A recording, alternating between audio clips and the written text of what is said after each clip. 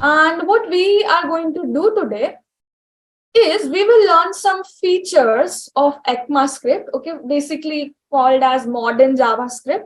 Okay, we'll learn some new features that were introduced in different versions of ECMAScript.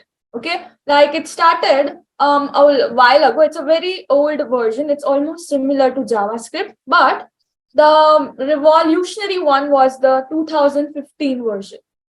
Okay, so that was one of the best versions that was released, where they had introduced a lot of useful features.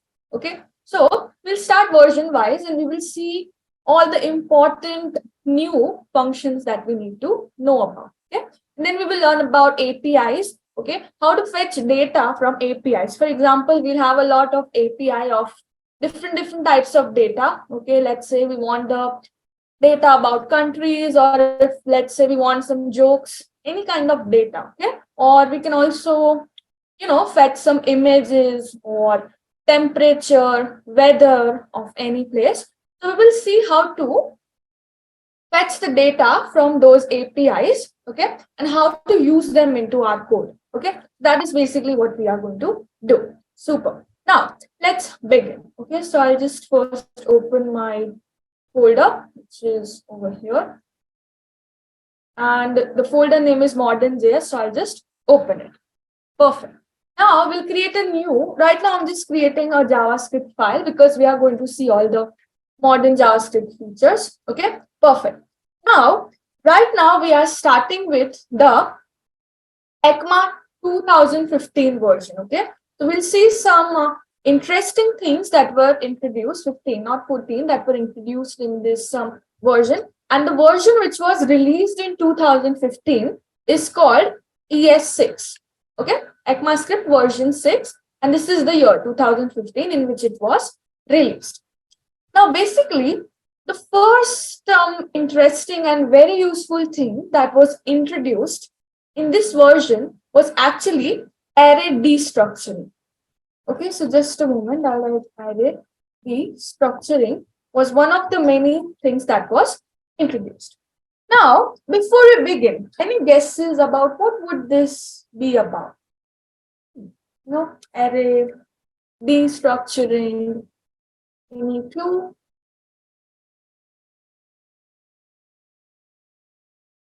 Any answers are appreciated. Okay, anything that you feel would be there in this. Array destructuring.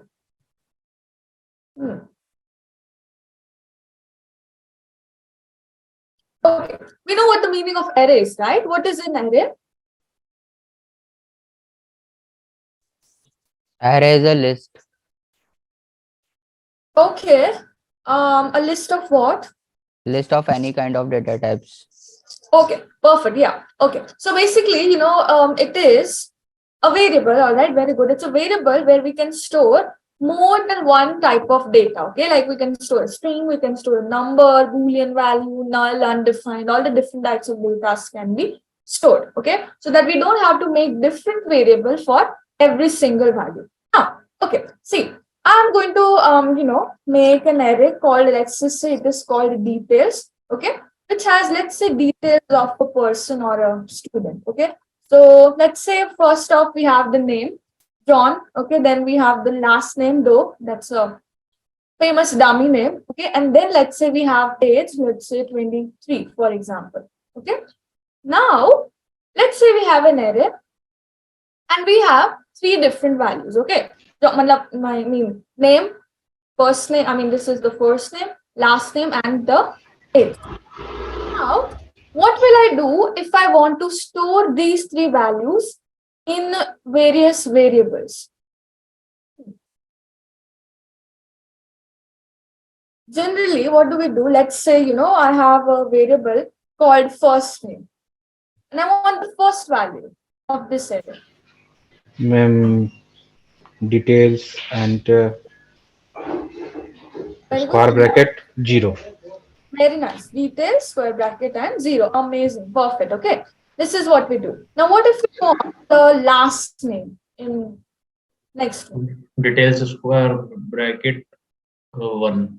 Very good. Okay. We access the elements inside the array using index number. 0 means first position John. It will be stored in first name, then last name, and the last but not the least, we have our age.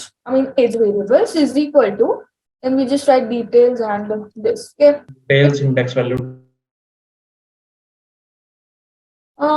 Did anyone say something?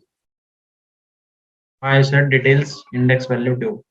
Okay, perfect. Very good. Yes. Details index value 2. Okay. Now, if we want to check someone's value, let's say we want to see the value of last name. Okay. Will it work? Let's open the terminal. You go to terminal, click on new terminal. And to run a JavaScript file, we just write node, name of the file. Okay. Index.the extension. Yes. Perfect. We got it though. Then if you print the first name, then we'll get the value which is inside the first name variable. But we have a problem here. Okay. What if we have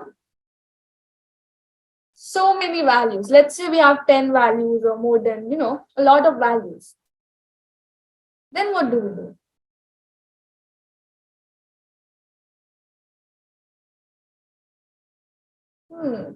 And then we have the object model of with key value pair. Perfect. Yeah, we have that. Okay, of key value pair. Okay, perfect. That will be applicable for objects. Okay, we'll see that too. But right now we have an array. Okay, see, it's a square brackets. We come to objects when we have the curly brackets and everything. But right now it's an array. So now what do we do? So basically, to solve problems like this, we have the concept of array destructuring. Destructuring means changing the structure. Okay, like basically when we are splitting the items inside an array. So here what we can do, you can just write let, okay, and in square brackets, you can write names of all these variables which you want to create. Okay, write this first name, comma, then you can write the last name, okay, comma, and then we can write the age, and that's it. Okay, I'm just going to comment these all because you cannot read them again.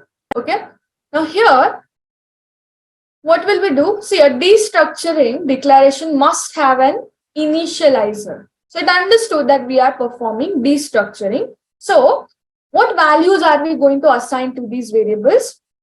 We are going to assign everything which is inside the details array here and semicolon with a single. There we go. See, so before we used to write these 3 or let's say 10 or multiple lines to do this, but with the help of this, what will happen? It will identify that, okay, details is an array, and if we have a first variable as first name, first value of this array will be assigned to the first variable. Second value will be assigned to the second variable, and the third value will be assigned to the third variable. Okay, now let's see if it's working or not. Now if we just display our first name. Okay, so we have an error, cannot access first name before initialization. So here it is because of this console.log, okay, which we need to comment. Yeah, so we just got rid of that. Now CLS, now we'll just do here node index.js. Now we can see that we have fetched the value of first name, that is John. If you want the second name, the last name, then you can just change it to this one, right? It will be last name here. See, now we have the first name, last name, and if you print the value of age, it will show you the age. So this is the concept of array destructuring. Instead of writing all of these lines, you can just write everything in a single line and everything will be arranged accordingly. But make sure your order is correct. Okay, means if the first value is the first name, you have to write first name in the first value. If you write something else here, if you swap this last name and first name, then John will be stored in last name and though will be stored in first step. The values will get interchanged. Make sure the sequence is proper while doing the destructuring. So, is everyone clear till here? Any doubts in this concept? No, ma'am. No? Everyone clear with this destructuring concept? Very good. Now, I'll just, comment this because then we'll have a lot of clear space to do it. Okay. Now, what we are going to do is, now we also have some object properties. Okay. We have some special object properties that were introduced. Okay. Let's have a look at that as well. Now, before we understand the properties of object, what is an object?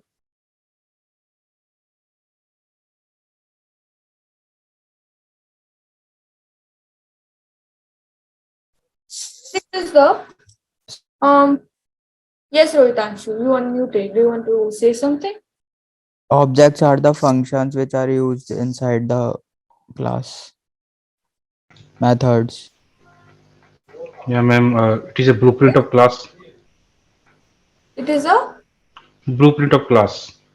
okay, perfect. Yes, guys. So it is basically a blueprint of a class. Okay, so basically, see, when we create a class, okay, in that we have two things, okay, objects and methods. Okay, as I said, methods is nothing but functions that are used inside a class. So basically, what are objects? They are made up of key value pairs. Okay, and they have a proper syntax which we will be looking at. Now, see, first of all, we'll just create a variable. Okay, so we'll just create a variable, an object, sorry, called my data. So we write my data, name of the object, declare it, then we write equal to assign it some value, and then we use the curly brackets. We always write objects inside curly brackets. Now, in objects, we have two things. Okay, one is our key. Okay, so this, the first thing which we write over here is the key, and the second thing which we have is our value. That what value do you want to assign to this particular key? So objects are nothing but basically a pair of keys and their respective values. For example, if you write ID, then one, then student name, then something, age, then something. So all of these are the keys, and the value which you write after the colon is the value of that particular key. Now here, we are basically, I'll just show you. See, this is how we can make an object, okay? Write the key and then its value. And right now, 1 second, you already know that. So, okay, here we have a problem statement, basically. Okay, here, let's just say that I have a variable called my name and its value is, let's say, John. Okay, now I have made an object where I want this John, the value of this my name variable, to be the key over here. Okay, so that is what I want. Like, this is actually dynamic data. Okay, I don't want a key named my name. Okay, I want my name to have this value John, which is actually being stored inside this my name variable. Okay, but can we do that? For example, if I just write console.log, okay, and if I write my data, okay, let's see if we get that desired result. Here, look. Here, instead of John, it is giving me the same ditto thing that I have written, that is my name. So how do we get the dynamic value? Means the value which is, let's say, stored inside this variable to be a key inside this object. My data dot my name. Okay. My data dot my name. Yes, ma'am. Okay, but then it will give you how are you, right? 1 second. Ma'am. give us how are you. So we got it, right? Like, see, if we want to access the value, then we write the name of the key. Object dot the name of the key. But this is not what we want. Okay, instead of my name, I want John to be here in this place. That is what I want. Okay, because in my variable, I have stored John as the value. They might ask you this, okay, how to get dynamic data inside an object. We don't want this static, we want the dynamic data. So, any guesses? How can we do that?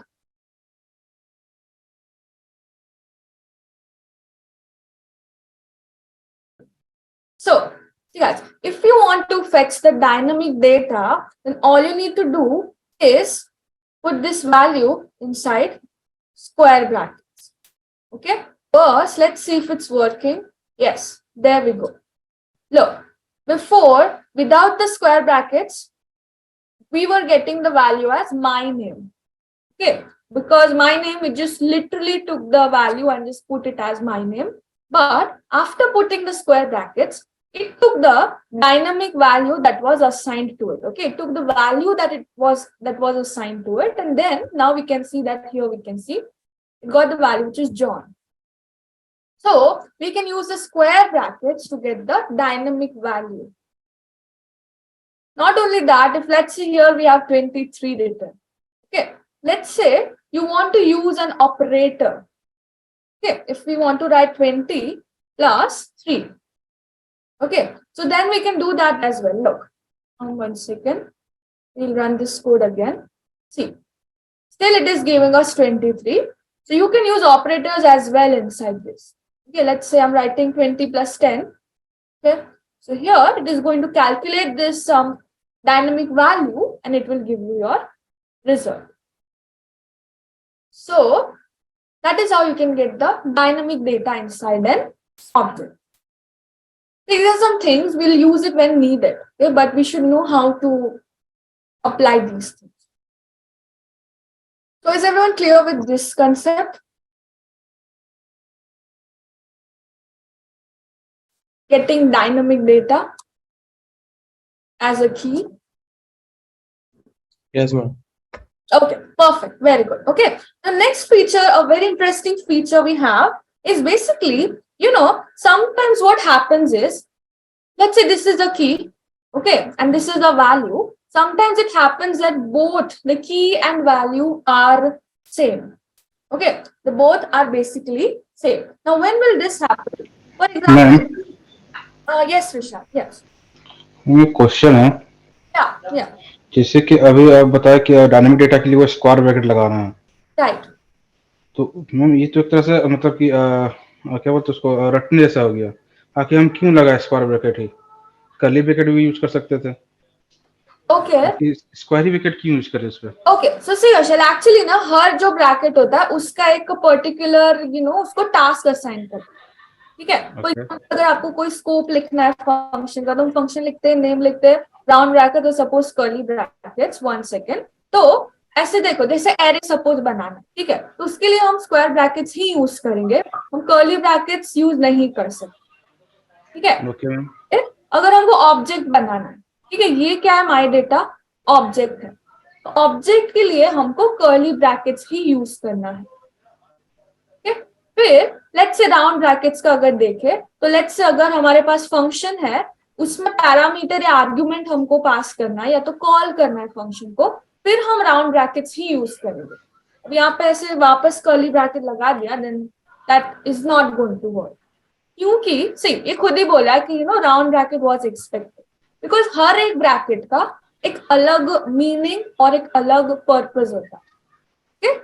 तो ये it's not like थोड़ा तो आपको याद रखना पड़ेगा, but ऐसे initially याद रखना पड़ेगा. अब जैसे प्रैक्टिस करोगे वैसे सबको ऑटोमेटिकली याद हो जाएगा. वो डेटा फ्लो मतलब नहीं पकड़ में है कि स्क्वायर ब्रैकेट लगाने पर वो ऑब्जेक्ट से बाहर कैसे चला गया डेटा लेने के लिए. ओके, सी वो ऑब्जेक्ट के बाहर नहीं गया, एक्चुअली ये जो वेरिएबल है उसमें ऑलरेडी हमने वैल्यू तो स्टोर कर दी है. Yes ma'am. ठीक है, अब उसकी वैल्यू वैल्यू एक्सेस करने के लिए हमने सिर्फ स्क्वायर ब्रैकेट्स लिखे, ठीक है। हम नहीं चाहते कि वो लिटरल मीनिंग ले ले, माई नेम को माई नेम रखते, हम चाहते हैं कि वो माई नेम के अंदर जो जॉन वैल्यू स्टोर्ड है उसको रिप्लेस कर दे, ठीक है।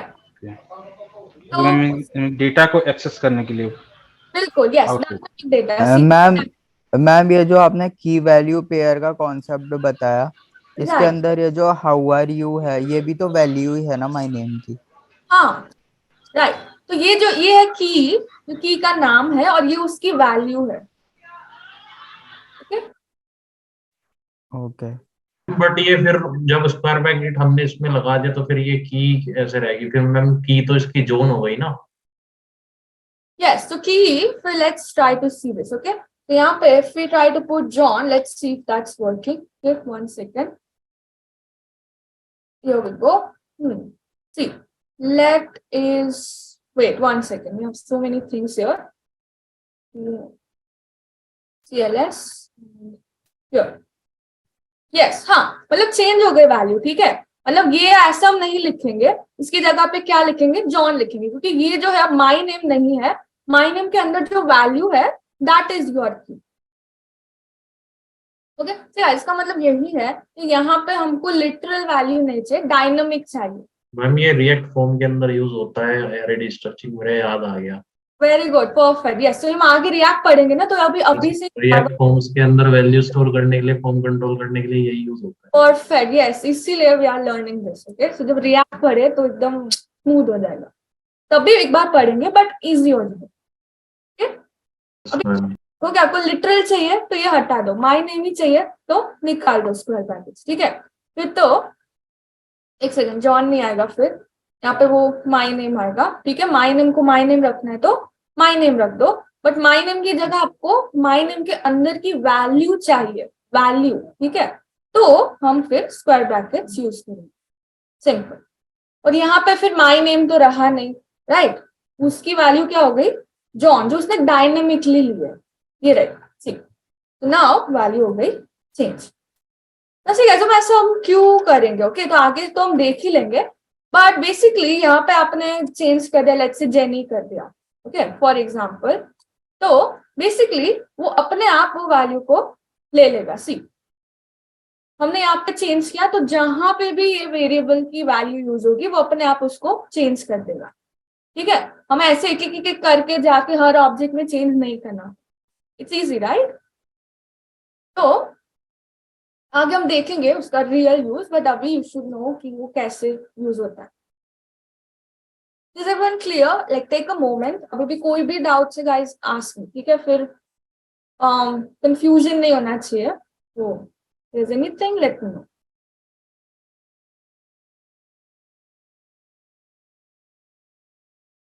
एक रूल है गाइस, एक प्रॉपर्टीज है ऑब्जेक्ट्स की। No, yes ma'am, no, clear. No, yes, okay, no doubts, yes, everything clear, okay, perfect. Now what we are going to do is, as I said, की और वैल्यू दोनों का अगर नाम सेम है तो उसके लिए भी एक शॉर्टकट है, ठीक है। तो बेसिकली लेट्स से हमारे पास एक ma'am, yes yes sir, ma'am my name तो एक की हो गई, हाँ राइट। और ये 23, ये मतलब 20+10 जो है, ये क्या होगा? ये भी की है। सी, जो भी पहले जो वैल्यूज है ना, जो फर्स्ट वैल्यू है वो की है, ठीक है, और ये सेकंड वैल्यू है वो उस की वैल्यू है, ओके। उसी तरह से ये जो फिर हमने कॉमा लिखा, मतलब हमको दूसरी की वैल्यू पेयर बना, ठीक है। तो जो फर्स्ट वाला है वो वापस की है और ये सेकंड वाला जो है वो वैल्यू। अभी कॉमा लिख के अगर हमने कुछ और लिख दिया, ओके, लाइक ग्रेड या समथिंग कुछ भी बना दिया, तो ये ग्रेड एक की है और उसमें आप वैल्यू दे दो ए और समथिंग, ये होगी उसकी वैल्यू। मीन हाँ, स्ट्रिंग दे दो जिस डबल को, और आपको ये एक्सेस करना है पर्टिकुलर कोई वैल्यू, तो आप लिखोगे ऑब्जेक्ट का नाम माई डेटा डॉट, फिर की का नाम कि आपको कौन से की वैल्यू चाहिए, ठीक है। सो वेट, हमने वापस यहाँ पे लेट लिखा है, 1 second, we comment that, clear the screen and see, A मिल गया। ओके आपको लिखना है की का नाम, उसके अंदर जो वैल्यू होगी वो आपको फेच करके मिल जाएगी। ओके अच्छा, इज दैट क्लियर? ये पहला की है, दूसरा उसकी वैल्यू।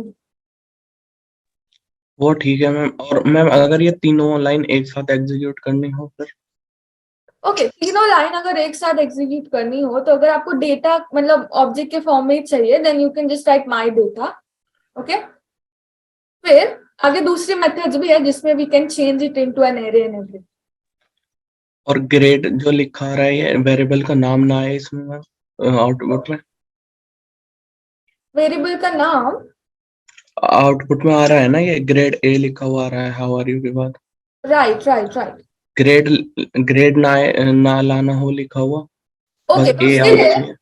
परफेक्ट, हाँ तो उसके लिए हमारे पास आगे भी एक है वो देखेंगे हम। ओके ऑब्जेक्ट डॉट वैल्यूज करके है, उससे सिर्फ वैल्यूज आएगी, कीज नहीं आएगी। ठीक है विल सी दैट, थोड़ा सा ये एक बार देख लो, then will just come to that.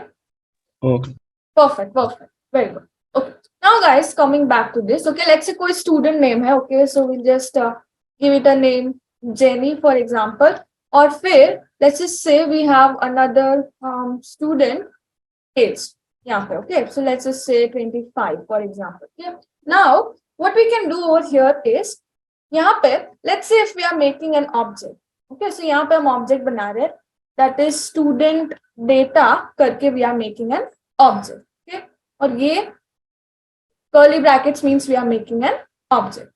now see ये है student name, वो क्या है की का मतलब की है राइट। अब इसमें हमको स्टूडेंट नेम की वैल्यू चाहिए राइट। देन हमको सेकेंड हमने बनाया है स्टूडेंट एज, और फिर हमको ये जो की है ये की का नाम है, इसके अंदर हमको ये स्टूडेंट एज वेरिएबल की वैल्यू चाहिए। मतलब स्टूडेंट नेम की का नाम है, उसका आना चाहिए जेनी, आ जाना चाहिए स्टूडेंट नेम जेनी, और स्टूडेंट की एज 25 आनी चाहिए। ठीक है अभी एक सेकेंड पहले इसको will just C the output console dot log करके, नाउ कम इन द ऊपर वाला कंसोल। हम देखते हैं कि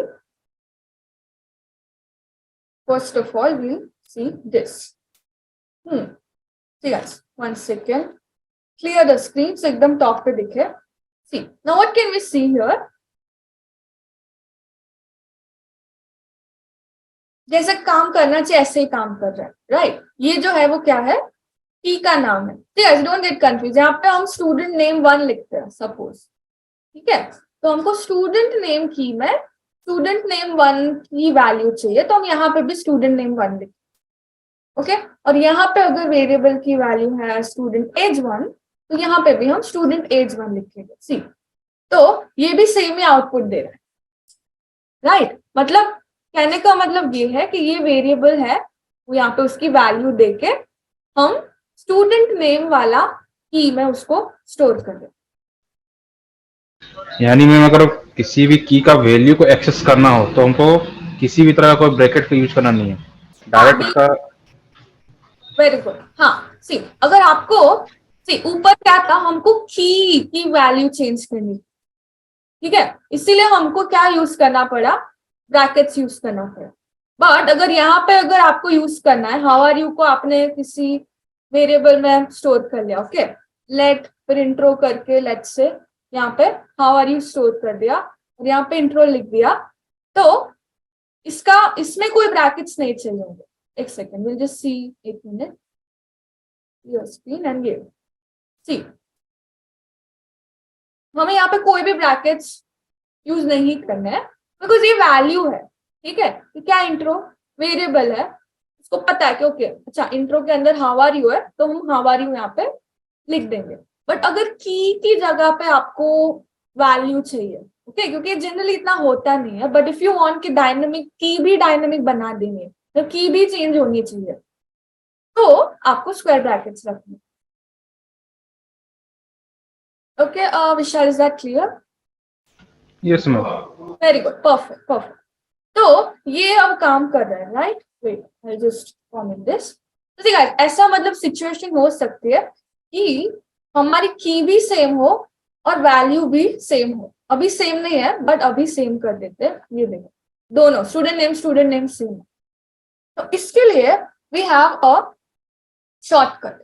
ओके, इसमें एक रूल है कि इफ की वैल्यू पेयर सेम है फिर आपको ये लिखने की जरूरत नहीं है, 2 बार आपको नहीं लिखना है, बस एक ही बार लिख दो ऐसे। डन। स्टूडेंट नेम एक लाइन में भी ले सकते हो, comma student age. Now will see the output. ठीक है, अभी भी चल रहा है। ओके, तो हमने क्या किया, पहले ऐसा था राइट। सी हमने पूरा लिखा था, अच्छा चलिए की है और ये वैल्यू है, फिर भी चल रहा था। But even if you remove it, और ये तभी चलेगा जब दोनों सेम होंगे। अगर दोनों डिफरेंट है then no, but if both are same, key and value pairs are same. Okay, key and value are same, then what will we do? Write it once. Okay, like write the name once. तो क्योंकि ये automatically समझेगा कैसे, student name जो इसने encounter किया, it will check कि हाँ कोई वेरिएबल है जिसमें ऑलरेडी वैल्यू हमको दी हुई है, इट विल ऑटोमेटिकली अंडरस्टैंड कि की भी यही है और वैल्यू भी वही है, एंड इट विल ऑटोमेटिकली ऐसा। अगर दोनों सेम हुए तो डिटो सेम है, सी कोई डिफरेंस नहीं। मैम अगर इनको स्क्वायर ब्रैकेट में लिख देंगे तो? Sorry Shubham, could you repeat? Ma'am if we write this student name and student age in the square bracket, then output is also same. Okay, we'll try it. Okay, square bracket लिख दिया। तो अब see guys, now it is showing कि colon is expected. ठीक है, मतलब ये क्या हो गई, ये तो सिर्फ की हो गई राइट। अब वो वैल्यू एक्सपेक्ट करेगा कि आपको कोलन देके फिर उसको you have to give it some value like XYZ और सम। ओके, तो यहाँ पे ब्रैकेट्स तभी यूज करने जब उसका एक्चुअली में यूज हो। अगर ऐसे ही आप यूज करोगे तो क्या हो जाएगा, इसकी वैल्यू हो जाएगी जेनी। ठीक है, तो जेनी और स्टूडेंट नेम दोनों अलग है राइट, दोनों सेम नहीं। एक की वैल्यू जेनी हो गई, एक की वैल्यू स्टूडेंट नेम हो गई, दोनों सेम नहीं है तो हम एक बार नहीं लिख सकते। दोनों सेम है देन ऐसे हम एक नाम लिख दो, दैट्स इट। ये रूल है। मैम बट स्टूडेंट नेम तो जैनी ही प्रिंट हो रहा है ना। हाँ, see actually 1 second, student name Jenny क्यों प्रिंट हो रहा है, बिकॉज उसका मीनिंग ये है। सी हमने ये जो है इसका, ये किसका शॉर्टकट है, इस चीज का शॉर्टकट। स्टूडेंट नेम का वेरिएबल के अंदर कौन सी वैल्यू है, जेनी। ओके, वो वैल्यू आ जाएगी इधर, और की का नाम क्या है, स्टूडेंट नेम। तो ये एक्चुअली में तो ऐसे करे कि स्टूडेंट नेम है बेसिकली जेनी, ऐसे लिखो। ठीक है, या तो वैसे लिखो। Okay, forgot the double quotes, string है, 1 मोमेंट। सी ऐसे भी लिख सकते हो, या तो अब ये जेनी है उसको एक वेरिएबल में स्टोर कर दो और उस वेरिएबल को यहाँ पे ऐड कर दो। See still the same out. Okay ma'am, perfect. Okay, ऐसे भी सी गाइस, इसमें तो बता रही होगा, कंफ्यूजन लगे तो आप लिखो ऐसे student name colon student name, वो एरर नहीं देगा। बट एक्चुअली आपको अपना कोड शॉर्ट एंड स्वीट बनाना है तो एक ही बार लिखो। ठीक है, what do good programmers do, ऐसे लिखते हैं ना कोड एकदम short and sweet, you know, 1-2 line में ही सब खत्म हो जाए। ओके, तो हमको ऐसा लिखना है राइट। मैम इसमें ऑब्जेक्ट का क्या रोल रहा है? ये तो एक सिंपल एक वेरिएबल डिफाइन करके उसको प्रिंट कर दिया। ऑब्जेक्ट का रोल, हाँ, तो ऑब्जेक्ट का क्या रोल है इसमें? ओके, जैसे अभी तो यहाँ पे नॉर्मल ऑब्जेक्ट है। ठीक है, बट अभी अब हम लाइक एपीआई से ये देखो, हम ये जो भी सारे ऑब्जेक्ट्स फेच करेंगे ना, तब हमको अगर कोई वैल्यू प्रिंट करानी है देन हम इसको जेसन फॉर्मेट में एक बार दिखा दीजिए तो ज्यादा क्लियर हो जाएगा इनको। हाँ राइट, या beautify will do that. Okay, definitely अभी सिर्फ डमी है बट हाँ उसको see this is JSON format, वो भी विल जस्ट सी बहुत कम डिफरेंस है ऑब्जेक्ट एंड उसमें. ओके सो जेसन फॉर्मेट में भी सी गाइस ऐसा ही है. ओके ऐसे ही we write the curly brackets name value pairs, पर जेसन फॉर्मेट में ये कंपलसरी है कि आपको की को भी ऐसे लिखना पड़ेगा डबल कोट्स के अंदर.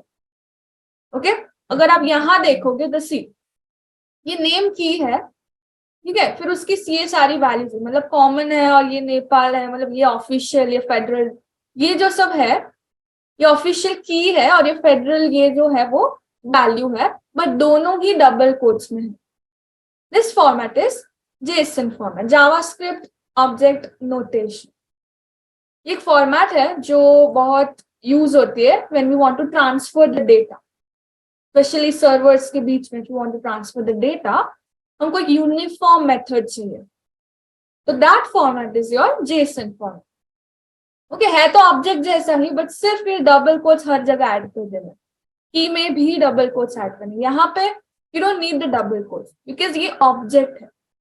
ओके बट अगर ये जेसन टाइप में होगा तो we need the double quotes की के अंदर भी. ओके तो we'll see that अभी, but is everyone clear up till here? ये this concept? Yes, ma'am. Yes, Super, ma'am. very amazing, amazing. Now एक बहुत important चीज है, that is spread operator, okay, which is denoted by, as a bracket में I'm just writing the symbol 1 2 3 3 dots. Okay, so एक operator है ऐसे, मतलब कैसे प्लस एक ऑपरेटर है, right, minus operator, multiplication operator, percentage, module operator. तो ऐसे ही this is called spread operator. So any guesses कि what is this and why would we want to use it? Ma'am इसमें ऐसा होता है कि पुराना जो डेटा है एरे के अंदर वो ऐसे के ऐसे आ जाएगा, प्लस अगर नया डेटा हमने ऐड करना होगा Right. तो वो ऐड हो जाएगा. Super, very good. Okay, amazing. So spread operator मतलब क्या? We'll just take a quick example. Okay, let's say हमारे पास एक array है जिसका नाम है shopping list. Okay. अब let's say आपको बुक्स की शॉपिंग करनी है और एप्पल्स की शॉपिंग करनी है फॉर एग्जाम्पल. ठीक है, तो आपने बुक्स और एप्पल डाल दिया एक मतलब एरे में जिसका नाम है शॉपिंग लिस्ट. अब आपको याद आया कि अरे मुझे और 2-3 चीजें ऐड करनी है शॉपिंग लिस्ट में. ओके तो फॉर एग्जाम्पल लेट्स से आपने नया वेरिएबल बना लिया कि न्यू शॉपिंग लिस्ट. ठीक है, तो इसमें क्या होगा, न्यू शॉपिंग लिस्ट में हमको ये वैल्यू भी चाहिए, ठीक है, प्लस हमको नई वैल्यूज ऐड करनी है. लेट्स से क्लोथ्स भी लेने हैं, ओके, लाइक फूड वूड, चिप्स विप्स, कुछ भी वेफर वगैरह कुछ भी लेना है आपको. तो आपने नया वेरिएबल बना, मतलब नया एरे बनाया, और कुछ चीजें जो है वो पुराने एरे के ही वैल्यू है, बट आपने कुछ अपने खुद के भी ऐड कर दिया, clothes and chips for example. Now yes, अगर ऐसा करेंगे, ठीक है, तो ये क्या हो गया, ये बेसिकली हो गया कॉपी पेस्ट, राइट. तो ये जो है ना rule, don't repeat yourself, right, वो जो we have this famous DRY rule, do not repeat yourself, वो रूल फिर इस पर अप्लाई नहीं होगा. ठीक है, अगर लेट्स से यहाँ पे 100 आइटम्स है एरे के अंदर, हम ऐसे कॉपी पेस्ट तो नहीं करेंगे, राइट. 100 आइटम्स यहाँ पे आगे, ऐसा क्या करेंगे कि ये जो एरे की वैल्यू है वो हमें यहाँ पे डायरेक्ट मिल जाए. ऐसे लिखने के अलावा is there any other way which we can do the same thing? Ma'am spread operator, 3 dot लिख के एरे का नाम लिख देंगे. Very good. ओके, सो हम इसीलिए हम यूज करते हैं स्प्रेड ऑपरेटर. ये क्या करेगा गाइस, मतलब ये जो एरे है ना उसको कॉपी कर लेगा और उसकी वैल्यू यहाँ पे वो इंसर्ट कर देगा. Okay, so what we can do over here is we can just use a spread operator. So we can just write 3 dots. Then we write हमको किसकी वैल्यू कॉपी करनी है, शॉपिंग लिस्ट, ये वाले एरे की. Okay, now पहले we'll just see the output. एक ये शॉपिंग लिस्ट का आउटपुट देखते हैं, and then we will see इसका न्यू शॉपिंग लिस्ट की वैल्यू देखेंगे. यहाँ पे विल जस्ट कॉमन कोई भी आगे वाला console.log. Here we go. Look guys, ये जो console.log है ये नॉर्मल शॉपिंग लिस्ट का है जिसमें बुक्स एंड एप्पल्स है, ठीक है। अब दूसरे एरे में क्या हुआ, हमने लिखा है 1 2 3 और यहाँ पे space, it's good if you don't give any space, okay. 3 dots and then write the name of the array जो जिसकी वैल्यू आपको चाहिए। मुझे चाहिए वैल्यू शॉपिंग लिस्ट एरे की, just write 3 dots, write the name of the array shopping list, for example. तो see, इसने automatically second array में भी 10 ऐड कर दिया, ठीक है। तो ये भी वापस डायनामिक हो गया, मतलब जब भी आप ये वैल्यू कोई भी मतलब चेंज करोगे वो automatically because of the spread operator बस इसको कॉपी करके उसकी वैल्यू दे देगा इस न्यू एरे में। That is our spread operator, basically copying an array, और आपको किसी और एरे में यूज करना है तो यू कैन डू दैट।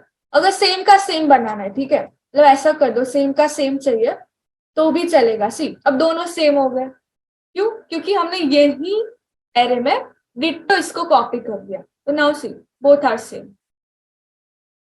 और को कुछ ऐड करना है then add it like. So is everyone clear like why we use this spread operator? Yes, ma'am. Very good. See guys, ये आगे forms and all that में होगा ना, जब पूरा वैल्यूज यूज करने होंगे तब ये बहुत काम आएगा, ओके। तो ऐसा मत Yes, ma'am. सोचना कि क्यों पढ़ रहे हो, ओके, सब कुछ Yes. काम आएगा, डोंट वरी, ओके। वैसे मैम इसका रिएक्ट में बहुत यूज है, कहाँ पे Vishal? React ma'am. Very good, perfect, yes guys, React में बहुत ही ज्यादा ऑलमोस्ट इसी पे सब चलता है, okay. So this is important, super. Then guys, we had this operator, remember the double star wala operator? It is also called exponent operator. What will this do? इससे you can give कोई भी number का exponent, for example 2 है, okay, अब उसको हमको उसका cube चाहिए, okay, so ये 2 just use the double star and 3 means 2 raised to 3, मतलब 3 एक्सपोनेंट है तो क्या करेगा, वो ऐसे करेगा 2 then multiplied by 2 multiplied by 2, तो ये जो भी नंबर होगा वो एक्सपोनेंट बन जाएगा सिंपली। ये हमने कल देखा था स्विच केस में, राइट। तो ये भी ECMAScript का ही एक फीचर है, that is your double star operator, or you can also call it as exponentiation something operator. Basically is used for finding the exponent or denoting that it is an exponent, okay. So if you want to use it some places you can use it. Now okay guys, there is one more thing कि ये जो spread operator है, right, ये जो हमने ma'am ये जो 2 star star 3 था इसका तो क्यूब हुआ ना, 2 की क्यूब। sorry Ujjwal, ये मैम जो लाइन 55 पे console.log 2 स्टार स्टार 3 है, right, ये मैम 2 raised to power 3 हुआ ना, 2 की cube 2 raised to power 3, right, है ना मैम। इसका आउटपुट 8 आएगा ना। yes, ये रहा output, okay, 2 multiplied by 2 4 4 multiplied by 2 8 mean ये रहा आउटपुट, okay, ओके perfect.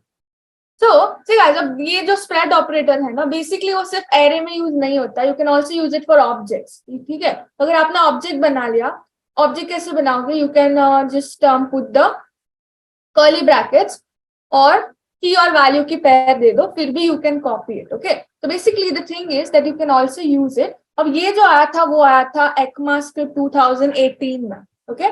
सो ये इसका फीचर है ECMAScript 2018 के अंदर, okay, and it is also called as ES version 9, okay. So इसमें ये आया था कि इन्होंने ऑब्जेक्ट के लिए भी उन्होंने स्प्रेड ऑपरेटर वैलिड कर दिया, okay. तो इसमें we'll just write it let person info करके एक ऑब्जेक्ट है, ठीक है। इसमें let's say नेम है, की का नाम है, और यहाँ पे चलो वो let's take the same example, then as हमने कर दी 24, okay. ये let's say एक ऑब्जेक्ट है, फिर यहाँ पे हमने let न्यू पर्सन इन्फो नाम का ऑब्जेक्ट बना दिया। अब हमको सेम इसी पुराने ऑब्जेक्ट की वैल्यू चाहिए, तो we'll use the spread operator, right? 1 2 3 dots लिख के just write जो भी ऑब्जेक्ट की वैल्यू आपको कॉपी करनी है. That's it. Okay. So this is spread operator for objects. तो ये ऑब्जेक्ट्स के लिए भी यूज हो सकता है बेसिकली. ओके, यहाँ पे यू कैन जस्ट टर्म सी कि अगर आपको दोनों का आउटपुट देखना है, you can console.log both of that. Okay, yeah, we'll just check that. ये जो न्यू पर्सन इन्फो है इसको भी we'll just do console.log. So I'll comment it and let's check. See, दोनों same.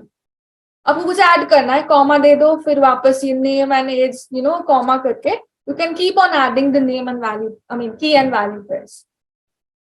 Is everyone clear with this spread operator for objects? Yes, ma'am. Super. Now, see guys, ये सब तो modern JavaScript and everything था. Now, और एक चीज like जो हम अभी जो topics पढ़ेंगे, that is basically a part of advanced JavaScript. Okay, advanced JS और JavaScript. अब इसके अंदर we have a type of functions. Pretty sure शायद you must have heard. Okay, which is called asynchronous. Yes, ma'am. Perfect. Okay. So, does anyone want to guess or answer? Ma'am, JavaScript is basically a synchronous language, which means Okay. that Very good. the code execution in JavaScript is consecutively line by line. If we want Very to make it asynchronous, then we have to use async feature of the JavaScript, which enable us to pause that particular function or await.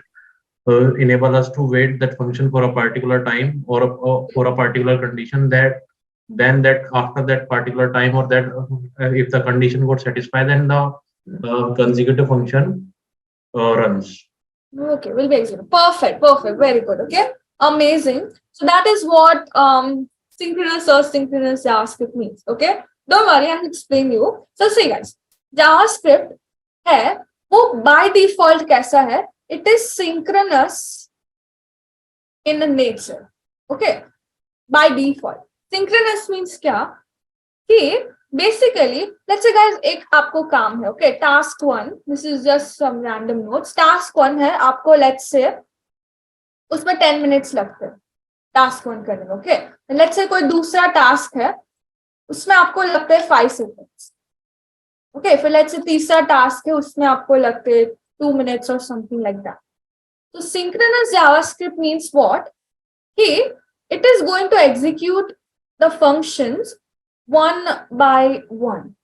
Okay, मतलब ये पहले task 1 पूरा complete करेगा, फिर ये 10 minute तक complete करेगा, फिर ये खत्म हो उसके बाद ही टास्क 2 कंप्लीट मतलब एग्जीक्यूट होगा, फिर उसके बाद टास्क 3 विल बी एग्जीक्यूट. और बस अगर मैम ये टास्क wait 1 में करता है. कोई एरर आ गया, फिर ये सेकंड टास्क में जाएगा? नहीं जाएगा. नहीं जाएगा गाइस, मतलब से अगर बहुत ग्रेव एरर आ गई तो वहीं पे बंद, मतलब एग्जीक्यूशन स्टॉप. ठीक है, ओके. Right, perfect. मतलब हम कोड लिखते हैं, राइट, कहीं बीच में कुछ गलत हो गया तो ऐसा नहीं कि हाँ चलो बीच वाला स्किप हो गया, आगे वाला सही है तो वो चल, राइट, वही के वही वो बंद हो जाएगा. राइट, तो ये क्या है गाइस, ये बाय डिफॉल्ट इसका नेचर है. ठीक है, चलो ये पहले अच्छा ये एग्जीक्यूट किया, हम सपोज console.log भी करते हैं. ओके, हमको पहले ये console.log है तो उसकी वैल्यू दिखेगी, तो दूसरे console.log की वैल्यू दिखेगी. राइट, तो वो एक सीक्वेंस में चलता है. सिंक्रोनस मींस एक सीक्वेंस है उसका. बट ठीक गाइस, अब ऑब्वियसली इसके ड्रॉबैक्स है. राइट, इसमें यू कैन नॉट एग्जीक्यूट कि आपको चाहिए कि अगर किसी एक टास्क को अगर लेट्स से बहुत देर लग रही है तो ऐसा नहीं कि उसी टास्क की वजह से आपके बाकी के टास्क रुक जाए. हाँ, ये चालू रखो बट दूसरे टास्क भी आप एग्जीक्यूट करते रहो स्टार्टिंग में. मतलब आप अगर एक लाइन में खड़े हो, ओके गाइस, अभी आगे वाला let's say you are on a pizza shop और समथिंग, अगर आगे वाला कुछ प्रॉब्लम हो गया तो उसको साइड में कर दो और दूसरों उसका मतलब just put one side and दूसरों का भी you can keep on continue. ऐसा नहीं कि एक ही टास्क की वजह से बाकी सभी आप स्टॉप करो, राइट। ये एक जनरल लाइफ सिनेरियो भी है, राइट। तो बेसिकली उसके लिए we have asynchronous. Very good asynchronous. इसमें ना एक एग्जांपल ले लेते हैं तो हमको ज्यादा क्लैरिटी आ जाएगी। लेट्स से हम एक फंक्शन बना रहे हैं, ओके, फंक्शन 1 करके we are making a function, okay. अब ये we are making it as an arrow function. ठीक है, एरो फंक्शन मतलब क्या, you just write this make a function, मतलब नाम यहाँ पे put the equal to sign, then the parenthesis जो हम फंक्शन में रखते हैं, then this fat arrow operator, okay, arrow जैसा, and then the curly brackets, okay. Now इसमें हम लिखते हैं console.log, ओके। यहाँ पे हम क्या लिखेंगे, function 1 is called, okay, means हाँ फंक्शन 1 में फंक्शन 1 कॉल होगा। अब हम यहाँ पे अंदर और एक फंक्शन कॉल करते हैं जो है फंक्शन 2, ओके। अब कॉल करने से पहले हमें फंक्शन बनाना भी पड़ेगा, राइट। तो हम फंक्शन 2 भी बना देते, ठीक है। तो विल मेक दैट फंक्शन 2, ये भी ऐसे he will make this, okay. और इसके अंदर हम क्या करेंगे कि फंक्शन 2 इज कॉल्ड, ठीक है। और इसके बाद एक और console.log कर देंगे तो हमें सीक्वेंस पता चले, ठीक है। और हम बुलाएंगे कौन से फंक्शन को, इस फंक्शन 1 को विल जस्ट कॉल। ठीक है, मैंने क्या किया, एक फंक्शन बना के कॉल किया। फंक्शन में क्या है, एक नॉर्मल console.log है, ये प्रिंट होगा मैसेज। फिर हमने ये फंक्शन 2 को बुलाया, फिर हमने इसके बाद हमें पता चले कि हाँ इसके बाद एग्जीक्यूशन हुआ या नहीं, हमने एक और console.log बना दिया, okay. Now let's clear the screen and check the output. So see guys, what can we see as an output?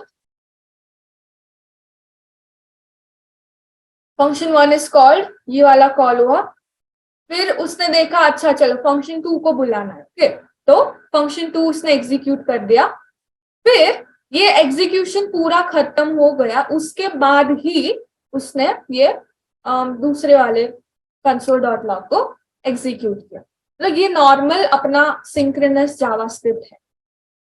Now कुछ जो फिर से बताना। यस एक सेकेंड, सी हमने क्या किया, हमने पहले तो इसका आउटपुट देखा, ओके। तो ये बेसिकली ये सीक्वेंस वाइज ही एग्जीक्यूट हुआ। कैसे, सी पहले हमने लिखा है ये, right, function 1 is called, output में देखो फंक्शन 1 इज कॉल्ड, ओके। फिर दूसरी लाइन में क्या है, हमने फंक्शन 2 को कॉल किया। अब फंक्शन 2 को कॉल किया तो वो जाएगा फंक्शन 2 के डेफिनेशन पे और इसके अंदर की चीज उसने एग्जीक्यूट, ठीक है। फंक्शन 2 इज कॉल्ड, तो यहाँ पे सेकंड में you can see function 2 is. अब ये फंक्शन 2 में देखा अच्छा चलो एक ही लाइन है, इसके आगे और तो कुछ है नहीं, तो फिर वापस ये यहाँ पे आ गया और उसके बाद वाली लाइन इसने execute, function 1 is called again, okay. Means एक के बाद एक एग्जीक्यूशन हो रहा है। और मैम अगर फंक्शन 1 की जगह हम फंक्शन 3 लिखते फिर तो सीक्वेंस चेंज हो जाता है इनका। फंक्शन 1 की जगह 3 मतलब नहीं, जैसे नंबर 1 है, ये फंक्शन 1 है, नंबर की जगह हम 3 लिख दें तो वो थर्ड नंबर पे एग्जीक्यूट होगा फिर। नहीं, ये तो सिर्फ नाम है गाइस, ओके। आप इस कुछ भी लिख दो, आप फंक्शन ABC लिख दो, दिस इज जस्ट नाम, ठीक है। I mean it doesn't have to do anything with execution.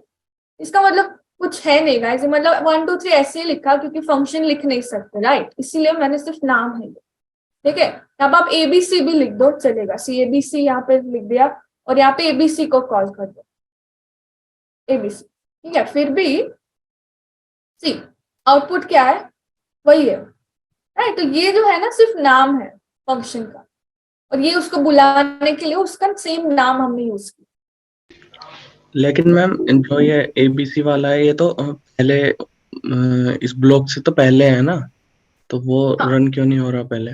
Okay, सो सी अच्छा फंक्शन तभी एग्जीक्यूट होता है जब उसको हम कॉल करेंगे। ठीक है, सी अब इसको लेके हम सबसे ऊपर भी यहाँ पे रख दे फॉर एग्जाम्पल, और हमने बुलाया है लास्ट में, तो लास्ट में ही वो एग्जीक्यूट होगा। इट्स लाइक फंक्शन कभी भी बिना कॉल किए नहीं एग्जीक्यूट होगा। ओके, हमको अगर फंक्शन एग्जीक्यूट करना तो हम क्या करेंगे, उसको कॉल करेंगे ऐसे। इसीलिए से गाइस ये फंक्शन 1 है, ठीक है, इसको मुझे एग्जीक्यूट करना है, इसीलिए मैंने इसको कॉल किया। अब इसको मैंने फंक्शन बना के कॉल ही नहीं किया तो सी आउटपुट तो कुछ भी नहीं है। बस ये फंक्शन भले आपने बना दिया, बट एग्जीक्यूट करने के लिए हमको उसको कॉल करना पड़ेगा, उसके नाम और पैरेंथेसिस लाइक दिस। ओके, अच्छा, this that clear? No ma'am. Okay ma'am, या सिंक्रोनाइज का सबसे बेस्ट एग्जांपल है मैम सेट टाइम आउट। उस जैसे सेट टाइम आउट किसी को 5 मिनट 2 मिनट, तो उसी के हिसाब से कॉल करेगा। आई थिंक ये बेस्ट रहेगा मैम। सी दैट वो इसके बाद ही ना वो एक्चुअली वो असिंक्रोनस में आएगा। ठीक है, वो और जो है ना सेट टाइम आउट वो असिंक्रोनस है उसका नेचर। ठीक है, तो वो भी हम देख लेंगे। आप अभी ये सिंक्रोनस में एक बार देख लो, फिर अभी हम इसके बाद यही अभी सिंक्रोनस है ना, अभी हम असिंक्रोनस देखेंगे। सिंक्रोनाइज में समझ गए कि वो तो मतलब कि पहला वाला एग्जीक्यूट करेगा। जब तक पहला वाला एग्जीक्यूट नहीं हो जाता तब तक वो सेकंड में नहीं जाएगा। Right, perfect, right. हाँ, तो एक सेकंड, अच्छा आपको कौन सी चीज में एग्जैक्टली डाउट है, तो आई सॉल्व दैट। मैम ये कंफ्यूजिंग हो गया बहुत कि फंक्शन पहला फंक्शन एबीसी और ये फंक्शन कहाँ क्या कौन सा कॉल कहाँ किया है। ओके, तो सी हमने क्या किया है कि हमने ये पता चल गया इतना, मतलब चलो अभी एबीसी को अगर हम भूल जाते हैं, ठीक है, तो इतना पता चला, हमने फंक्शन 1 बनाया, ठीक है, उसमें कुछ कोड लिखा और ये फंक्शन 1 को कॉल किया। इतना, इज दैट हाँ क्लियर? ठीक है, हाँ हाँ। ठीक है। अब सिर्फ हमको एग्जीक्यूशन का फ्लो देखने के लिए हमने क्या किया कि हमने इस फंक्शन के अंदर और एक फंक्शन को बुलाया। ठीक है, 1 सेकेंड, ये फंक्शन का नाम है एबीसी। अब उसको बुलाने से पहले उसको बनाना पड़ेगा, राइट? सो यहाँ पे भी हमने फंक्शन 1 लिखा है, कॉल किया है, this is called calling function, right? Calling function. अब कॉल करने से पहले फंक्शन होना तो चाहिए, राइट? बना फिर वो कॉल किसको करेगा, राइट? अगर किसी को आपको फोन में भी कॉल करना हो, उसका नंबर होना चाहिए सेव, राइट? अभी नंबर सेव नहीं है तो आप कैसे कॉल करोगे, राइट? इसी तरह से फंक्शन को बुलाना है, कॉल करना है, तो पहले फंक्शन बनाना पड़ेगा, राइट? तो हमने यही किया, फंक्शन 1 को बुलाया, उससे पहले फंक्शन 1 बनाया, ठीक है। फिर फंक्शन एबीसी को हमने बुलाया, उसके पहले हमने उसको बनाया, डिक्लेयर किया या डिफाइन किया, फिर उसको जहां भी आपको चाहिए कॉल कर। इसके बाद भी आपको चाहिए तो इसके बाद भी आप कॉल कर सकते हो एबीसी करके, ओके।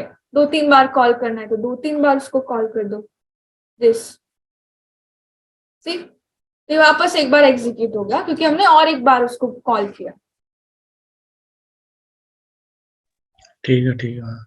Okay, perfect. एक बार आप ट्राई करना, फिर भी if you have any doubts let me know, okay.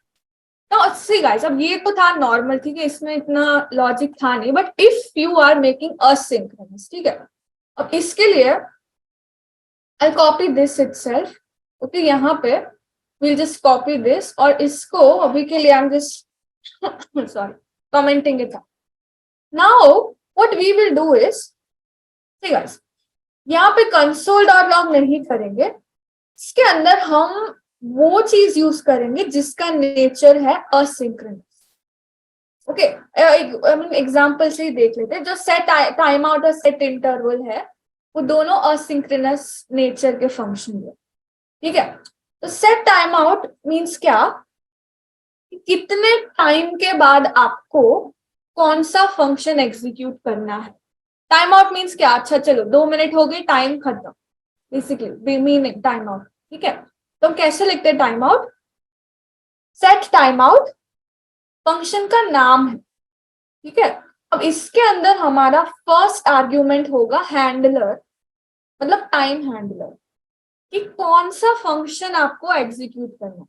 Okay कि अच्छा चलो आपको कुछ करना है कुछ टाइम के बाद, बट क्या करना है एग्जैक्टली। तो हम यहाँ पे फंक्शन अभी हम वो फैट एरो फंक्शन ही बना रहे हैं। तो कैसे बनाते हैं, राउंड ब्रैकेट्स देन एरो और कर्ली ब्रैकेट्स। तो ये जो है ना गाइस, ये फर्स्ट आर्ग्यूमेंट, ठीक है, कि क्या करना है हमको। तो करना तो कंसोल डॉट लॉग ही है, ठीक है। यहाँ पे हम क्या करेंगे, function two is called, double quotes रह गए, 1 second, it's a string, double quotes या तो आप स्ट्रिंग लिटरल्स यूज कर सकते हो। नाउ ये तो लिख दिया गाइस, बट सेकंड आर्ग्यूमेंट भी चाहिए। तो ये फर्स्ट आर्ग्यूमेंट तो लिख दिया कि अच्छा चलो हमें कंसोल डॉट लॉग करना है, बट कॉमा लिख के कितने मिली सेकेंड्स के बाद आपको कंसोल डॉट लॉग करना है। ओके, तो मिली सेकेंड्स में ये यूनिट है, तो 2000 मिली सेकेंड्स मतलब 2 सेकेंड, क्योंकि 1000 milliseconds is equal to 1 second. चलो 2 सेकेंड, इसको हम 2 सेकेंड के बाद हम कंसोल डॉट लॉग कराएंगे। ओके, और इसको हम फंक्शन 2 ही बुलाएंगे, तो थोड़ा क्लैरिटी बनी रहे। ABC is too random, so we just call it as function. और ये कॉल तो हमने उसको किया है। तो गाइस अब क्या लगता है, अब क्या फ्लो होना चाहिए? मैम पहले फंक्शन 1 इज कॉल्ड होगा, then function 1 is called again होगा, देन फंक्शन 2 को कॉल करेगा वो।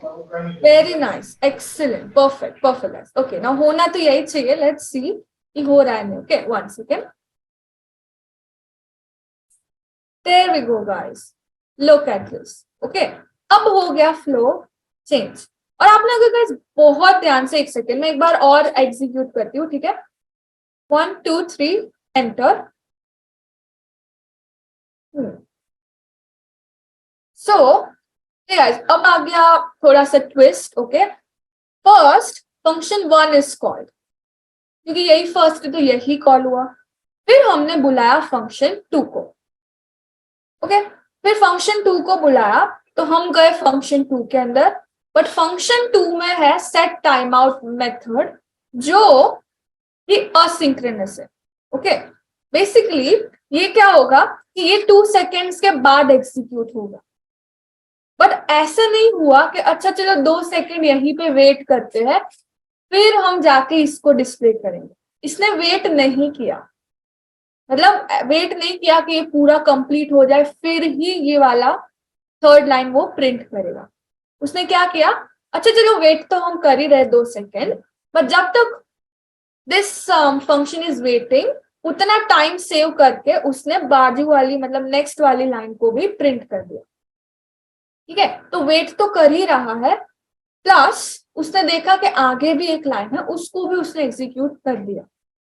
तो दैट इज वाई हमको फंक्शन 1 इज कॉल्ड पहले दिखा, फिर फंक्शन 2 में गया, 2 सेकेंड वेटिंग लिस्ट में चला गया वो। Okay, there is a queue basically, तो वो क्यू में वो मतलब चलता रहेगा, बट ये वेट करेगा तब तक उसने दूसरा वाला भी एग्जीक्यूट कर दिया। वेट नहीं किया कि अच्छा चलो 2 सेकेंड बाद, नहीं, उसने वेट नहीं किया, वेटिंग चालू है बट उसने दूसरा ये फंक्शन मतलब ये कंसोल डॉट लॉग भी डिस्प्ले कर दिया।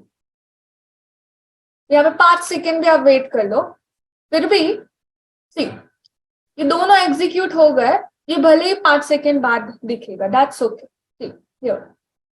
This is called asynchronous JavaScript. Okay, ये जो कुछ मेथड्स है वो असिंक्रोनस होते हैं, हम असिंक कीवर्ड से खुद असिंक्रोनस भी बनाएंगे अभी थोड़ी देर में। मैम इसका ड्रॉबैक भी तो है।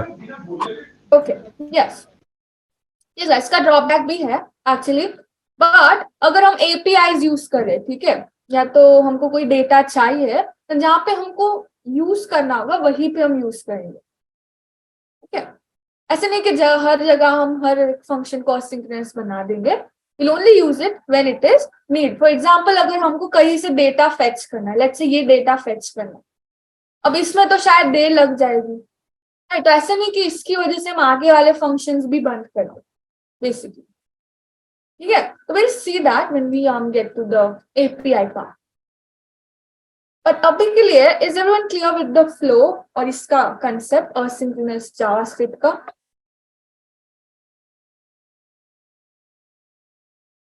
Yes ma'am. Yes, very good. अच्छे, कंफ्यूजन कोई भी है बता देना, okay? Anyone, not just Achit, anyone has? नहीं अभी नहीं है, ट्राई करता हूँ एक बार, फिर अगर आएगी तो बोल। बिल्कुल, हाँ ट्राई करो, बट समझने में आपको लाइक समझ आए या बी लाइक क्या है, ऐसी फीलिंग नहीं होनी चाहिए, ओके? कि व्हाट इज दिस, एटलीस्ट आपको बेसिक समझ आना चाहिए, ओके? तो वो आ गया, आई होप सो। अगर नहीं आया then feel free to ask. इसका एपीआई में बहुत बड़ा रोल है ma'am. Vishal, could you repeat? Yes ma'am, बोले एसिंक्रोनस फंक्शन का क्या है? एपीआई में बहुत रोल है। Very good, true, perfect. हाँ, ये वो बहुत आगे यूज होगा। नाउ गाइस, हम देखेंगे एपीआई से, मतलब कोई भी एपीआई है वहां से हम डेटा फेच कैसे करेंगे। सबसे पहले एपीआई का फुल फॉर्म क्या है guys? API? Ma'am application programming interface. Super, okay, application programming interface. Now tell me कि ये है क्या, ये एपीआई? मैम सर्वर जो है वो डेटा भेजता क्लाइंट को ओके, इसी एपीआई के थ्रू। वेरी गुड, जैसे ma'am get, post, delete, patch, very something good, like method of API. Amazing amazing. Okay, वो सारी मेथड्स है, get, post and everything. And basically see guys, अगर आपको मीनिंग मतलब हो कि क्यों हम यूज करते हो क्या है, तो सी गाइस, लेट्स से आप कोई भी एप्लीकेशन बना रहे हो, ओके? तो आपको उसमें कोई भी डेटा चाहिए या तो कोई भी टाइप ऑफ सर्विस चाहिए। लेट्स से अगर आपको कोई टाइमर चाहिए या तो कोई वेदर चाहिए, मतलब वेदर देखना कि कौन सी जगह पे कौन सा वेदर है, ठीक है? या तो आपको कोई करेंसी दिखानी है कि अभी डॉलर का प्राइस क्या है, इसका प्राइस क्या है। तो अगर आपको डेटा चाहिए बेसिकली, तो आप खुद सारा डेटा नहीं लिखोगे, राइट गाइस? आप क्या करोगे? आप एपीआई की हेल्प लोगे। एपीआई बेसिकली उसमें लिंक्स होती है जहां पे डेटा पूरा अपलोडेड होता है। फॉर एग्जांपल ऐसे, ठीक है? ये जो है ना, ये सारी पब्लिक एपीआईज है, फ्री टू यूज है बेसिकली। तो ये जो है उसमें सारी वैल्यूज अपडेट होती रहती है, आपको बस इसको यूज करना आना चाहिए। फॉर एग्जाम्पल सी गाइस, अगर कोविड काउंट का लेट्स से एपीआई है, ठीक है? कोई वेबसाइट है जहां पे आपको पता चलेगा कितने लोगों को कोविड फॉर एग्जाम्पल हुआ है, तो वो कहाँ से लाएंगे वो डेटा? एपीआई होगी, उसमें से वो लोग फेच करके दे can display the data basically, okay? तो will see how to do that, कैसे वो डेटा को लेंगे, ओके? तो अभी I am just using this template, okay? बार बार we won't write it, so आप उसके लिए you can just use an exclamation mark, ठीक है? And enter, that's it. Now यहाँ पे गाइस हम एक नॉर्मल, वन सेकेंड, एक नॉर्मल हम डिव बनाएंगे और हम देंगे उसको आईडी, कंटेनर और एक्सेट्रा एक्सेट्रा, जो भी आप देना चाहो। जस्ट मेक अ डिव और एक normal div guys, no CSS nothing, क्योंकि हमको आता है राइट सीएसएस, तो आप फिर उसको फैंसी बना सकते हो। तो अभी एक हमारे पास नॉर्मल डिव है, उसको एक्सेस करने के लिए हमने एक आईडी दिया, ओके? देन हमको जावास्क्रिप्ट यूज करने के लिए we can use the script tag, या तो आप दूसरी फाइल में भी लिख के लिंक कर सकते हैं। Now what we are going to do here is fetch data from APIs, okay? उसके लिए पहले हम क्या करेंगे? First of we need to create a reference, right? कि कहाँ पे आपको डिस्प्ले कराना है डेटा। तो हमने कल ही देखा था, राइट? सो आप कोई भी तरह से create a variable, container suppose नाम दे दिया, so we can use document dot get element by ID, या तो क्वेरी सिलेक्टर यूज कर लो और आईडी का नाम दे दो। दिस इज सिंपली हमने रेफरेंस क्रिएट कर दिया। हम कंटेनर रेफ भी लिख सकते हो टू नो कि किसके लिए वो वेरिएबल है, ओके? हमने क्या किया? डिव बनाया, आईडी दिया और उसका जो रेफरेंस है, मतलब अच्छा इधर हमको ऐड करना है डेटा, उसको हमने एक वेरिएबल में स्टोर कर लिया, Everyone clear till here? इतना ना, any doubts till here? No Yes. Ma'am. Okay. Now, see guys, हमको अगर API से डेटा चाहिए, तो there is one way to do it using the XML HTTP request के objects. Okay. One second, I think I have it. एक तो हम fetch API का यूज कर सकते हैं. ओके, और दूसरा है हमारे पास XML HTTP request. उसका हम डॉक्यूमेंटेशन खोल रहे हैं. तो क्या गाइस, सी क्या है, ये मतलब ये जो क्लास है उसके जो हम ऑब्जेक्ट्स है are used to interact with servers. Okay, you can retrieve data from a URL without having to do a full page refresh. This enables a web page to update just part of a page without disrupting what the user is doing. So basically guys, ये एक class है जिसके objects जो है वो server से interact करेंगे. और लेट्स से अगर आपका पूरा पेज, उसमें एक ही पार्ट को हमको रिफ्रेश करना है. लेट्स से अगर ये ब्लू बॉक्स है यहाँ पे पेज पर, हमको एक ही पार्ट को रिफ्रेश करना है, ना कि पूरे पेज को. That's when this XML HTTP request will be useful. Okay, it is heavily used in AJAX programming. उसमें बहुत यूज होता है. Asynchronous JavaScript and XML, जो उसका नाम है. XML भी एक फॉर्मेट है जिससे डेटा ट्रांसफर होता है, पर वो इतना अब यूज नहीं होता है guys. Generally see, JSON is preferred because it is lighter in size and written in JavaScript. ठीक है, पहले XML बहुत फेमस था, वो ज्यादा यूज होता था, बट JSON लाइट वेट है, मतलब light size and it's JavaScript में है. ठीक है, तो ये हम देखते हैं इसको कैसे यूज करते हैं, फिर फेच एपीआई से भी will do that. First of all हमको लेट्स से हम एक रिक्वेस्ट बना रहे हैं वेरिएबल जिसके अंदर हमको सारे ऑब्जेक्ट्स चाहिए. किसके? XHTTP रिक्वेस्ट के हमको सारे ऑब्जेक्ट्स चाहिए. तो विल जस्ट डू दिस. हमने न्यू कीवर्ड से हमने XML HTTP रिक्वेस्ट के सारे ऑब्जेक्ट्स हम एक्सेस करेंगे रिक्वेस्ट वाले वेरिएबल्स. ठीक है, मतलब इसके अंदर जितने भी जो भी मेथड्स है वो सबको हम रिक्वेस्ट के थ्रू यूज कर सकते हैं. तो ऐसे नेम आप कोई भी लिखो, इट्स फाइन. ओके, REQ लिख दो, कोई भी नाम लिख दो, ये दिख रहा है तो आई मीन बेसिकली ये वेरिएबल ही है.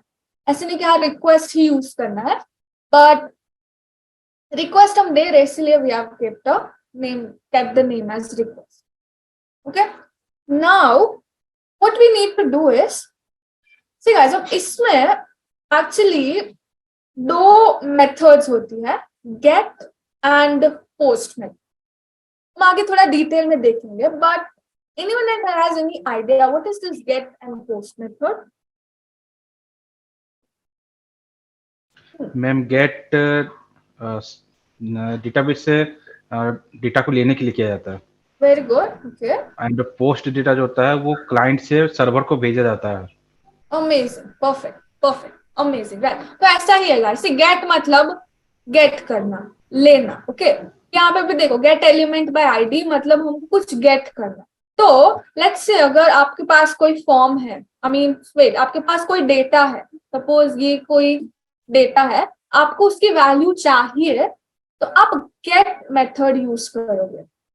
और अगर आपके पास कोई फॉर्म है, लाइक एक फॉर्म है, ठीक है, first name last name enter button वाला, उसमें आपको डेटा भेजना है सर्वर को, तो आप यूज करोगे पोस्ट. लाइक वी से राइट, इंस्टाग्राम पे पोस्ट किया, फेसबुक पे पोस्ट किया, what is that? We are sending data to the server. और get मतलब you are fetching the data from the server. Okay, आगे भी we'll see, but अभी आपको पता होना चाहिए कब get यूज करना है, कब post. अब ये जो ऑब्जेक्ट हमने बनाया उसमें एक मेथड है called open. See, as I said, एक मेथड है ये XHTTP रिक्वेस्ट क्लास की, इसका ऑब्जेक्ट हमने रिक्वेस्ट बनाया. सारी मेथड्स हम रिक्वेस्ट के थ्रू एक्सेस करेंगे. ओके, हमने लिखा request dot open round brackets, the first parameter should be see guys method, और सेकंड है यूआरएल कि कौन सी लिंक से आपको डेटा चाहिए बेसिकली. ओके, तो which method will we use here, get और post? maybe use get method.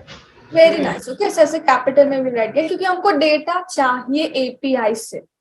Okay, and second parameter में क्या होना चाहिए, यूआरएल चाहिए हम. ओके, तो यूआरएल के लिए गाइस मतलब बहुत सारी यूआरएल है, आप कोई भी यूज कर सकते हो, बट यहाँ पे एक है restcountries.com करके, where you get details of all the countries. आप गूगल करोगे ना API, free API, open API, तो आपको बहुत सारी एपीआई मिल जाएगी. जैसे ये है. Okay, I'll send it. Okay, I'll just send it in the group itself. Okay, the links and everything. But आप कोई भी API का यूज कर सकते हो. अभी let's say ये API है, ये लिंक है. Okay, तो 1 second. Where is the main page? हाँ, ये है guys. Actually, this is called restcountries.com. इसमें क्या है? इसमें यहाँ पे सी ये दिखाएगा कि आपको कौन सी लिंक से आपको डेटा मिलेगा. अगर आपको सर्च कंट्री बाय नेम करना हो, then you can just write it like this. See rest countries करो, स्लैश करो, नेम स्लैश पेरू लिखोगे तो पेरू का डेटा आएगा, यूनाइटेड लिखोगे तो उसका डेटा आएगा. कोई भी कंट्री का नेम यू कैन गेट. अब ऐसे फुल टेक्स्ट करके भी आप लिख सकते हो. तो यहाँ पे उन्होंने दिया हुआ है कि आप कौन सी एपीआई पे जाओगे. तो यहाँ पे फॉर एग्जाम्पल लेट्स से हमारे पास नेपाल कंट्री है. ओके, आप कोई भी ले सकते हो, it's totally up to you. और या तो कोई भी और एपीआई की value you can take. Now you just need to copy this link जहां पे आपका डेटा है and paste it in the table. That's it. ठीक है, हमने मेथड दिया फर्स्ट पैरामीटर में, ओपन मेथड को यूज करके. First is the method, second is the string, मतलब यूआरएल आपकी एपीआई की. Now what should we do? अब ओपन करके we are sending a request.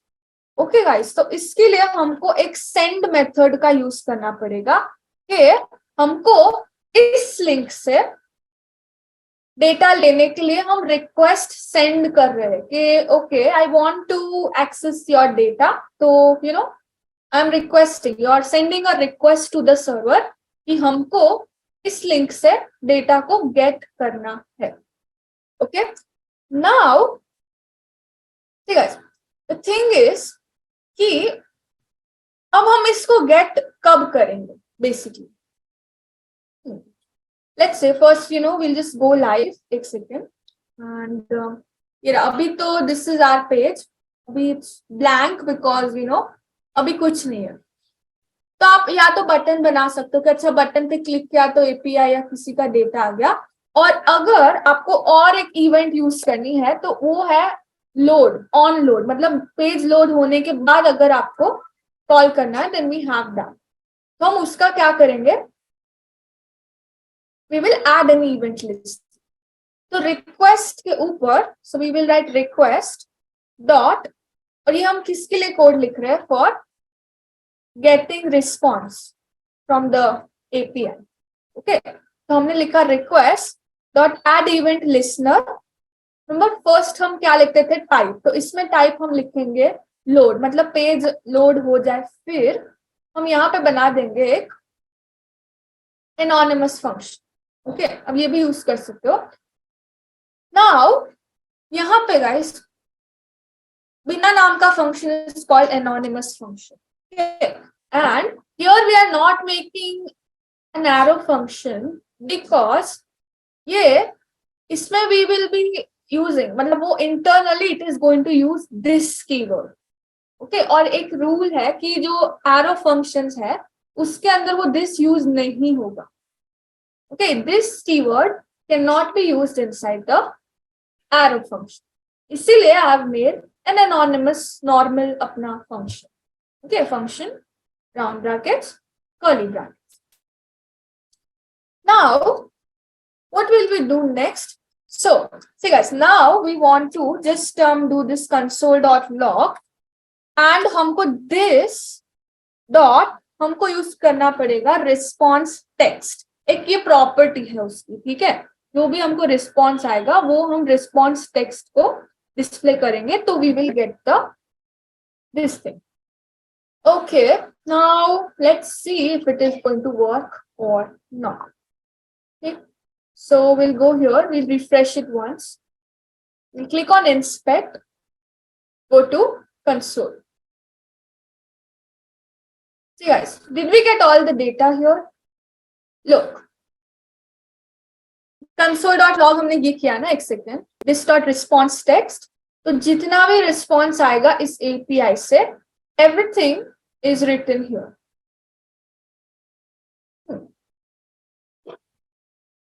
So guys, इतना is this clear कि हमने डेटा पहले लिया कैसे, like response. मैम एक बार दोबारा से एक्सप्लेन कर दीजिए डेटा कैसे बिल्कुल. सी, तो हम पहले यूज कर रहे हैं XHTML HTTP रिक्वेस्ट का ऑब्जेक्ट, ठीक है? तो हमने बनाया const रिक्वेस्ट, कोई भी आप नाम दे दो, इज इक्वल टू न्यू, फिर ये क्लास का name and round brackets. Means इसमें आप जो भी मेथड या जो भी प्रॉपर्टीज है वो सारी आप रिक्वेस्ट के थ्रू एक्सेस करोगे. See, request dot open, request dot send, request dot add event listener, सब कुछ हो रहा है रिक्वेस्ट से. Okay ma'am. नाउ अब रिक्वेस्ट ऑब्जेक्ट तो बन गया, बट उसकी हमें मेथड्स भी तो यूज करनी पड़ेगी, राइट? ये देखो मेथड है कि अब करना क्या है. ओके, ऑब्जेक्ट बना के what do you want to do, ठीक है? तो हम पहले तो हम करेंगे इसको ओपन, राइट? सी गाइस, मतलब जब हम फाइल हैंडलिंग या कुछ करते हैं ना, उसमें भी हम फाइल को पहले लाइक ओपन करते हैं, देन वी देखिए हाँ चलो कौन से आपको परमिशन चाहिए, रीड करना है, राइट करना है. ओके, तो बेसिकली ओपन मेथड से पहला पैरामीटर कि आपको मेथड लिखना है कि आपको डेटा चाहिए एपीआई से या आपको डेटा भेजना है एपीआई में. हमको चाहिए ये जो भी डेटा है एपीआई में, this one you want to fetch, मतलब गेट दैट डेटा, ठीक है? तो हमने लिखा गेट, बाजू में दे दी लिंक, ये कौन सी लिंक से आपको डेटा चाहिए. फिर अब ओपन से रिक्वेस्ट सेंड तो नहीं होगी, राइट? तो उसके लिए हमको रिक्वेस्ट सेंड की कि रिक्वेस्ट डॉट सेंड, ये मेथड मैम ये रिक्वेस्ट हमने एपीआई को सेंड की है सर या अपनी वेबसाइट पे कहाँ पे सेंड की है रिक्वेस्ट? ओके, तो पहले हमने ओपन किया, ठीक है? फिर हमने सर्वर को रिक्वेस्ट सेंड की कि हमको ये एपीआई से डेटा चाहिए, ठीक है?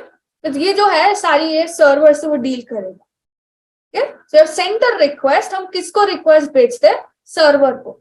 सर्वर क्या देगा? रिस्पॉन्स देगा हम.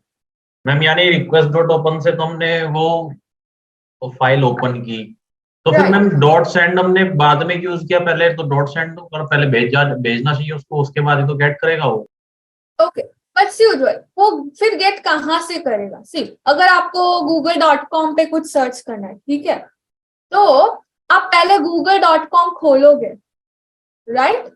फिर कुछ सर्च बॉक्स में लिख के फिर आप गूगल सर्च पे करके फिर वो सेंड होगा आपका रिक्वेस्ट, राइट? मैम अच्छा कहाँ पे सर्च करना है, गूगल है या कहीं और? तो इसके लिए पहले हमको डेस्टिनेशन चाहिए, ठीक है गाइस? मतलब जाना कहाँ है वो हमको पहले पता होना चाहिए, ठीक है? कौन सी link, okay ma'am. Okay okay. फिर हम वहां पे भेजेंगे बेसिकली, ठीक है? परफेक्ट. फिर हमने क्या किया कि हमको रिस्पॉन्स तब चाहिए जब वो पेज लोड हो जाए, राइट? तो ऐड इवेंट लिस्टनर, टाइप उसका है लोड, और ये रिस्पॉन्स टेक्स्ट भी इनबिल्ट उसकी प्रॉपर्टी है. सी गाइस, ये जो है ना XML HTTP रिक्वेस्ट और रिस्पॉन्स टेक्स्ट, वो उसकी प्रॉपर्टी ही है. ओके, ऐसे हमको क्या मिल गया? Not this, one second, this is your response. ये रिस्पॉन्स आया है, तो ये तो डिट्टो है, जो यहाँ से है वही रिस्पॉन्स, ठीक है? दोनों में कोई डिफरेंस नहीं है. But yes, is this the type of response that we want? एक मिनट, ये यहाँ पे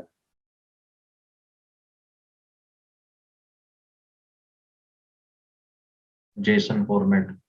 वेरी गुड गाइस, हमको जेसन फॉर्मेट में चाहिए, इसमें नहीं चाहिए, ठीक है। तो basically what we can do is, हमको पहले इसको जेसन फॉर्मेट में कन्वर्ट करना पड़ेगा, ठीक है। So what we can do is, after getting all the response and everything, what will we do next is, इसके बाद मतलब इस फंक्शन के अंदर ही we can also apply the concept of array destructuring. Okay, तो यहाँ पे we can like make data बना दिया, मतलब we are storing everything inside this particular data variable. Okay, now हम क्या store करेंगे, एक method है हमारे पास, ये देखो guys, it is a method json.pass. इससे क्या होगा, जो भी मैम जो एपीआई का जो डेटा होगा वो जेसन में फॉर्मेट में बदल देगा।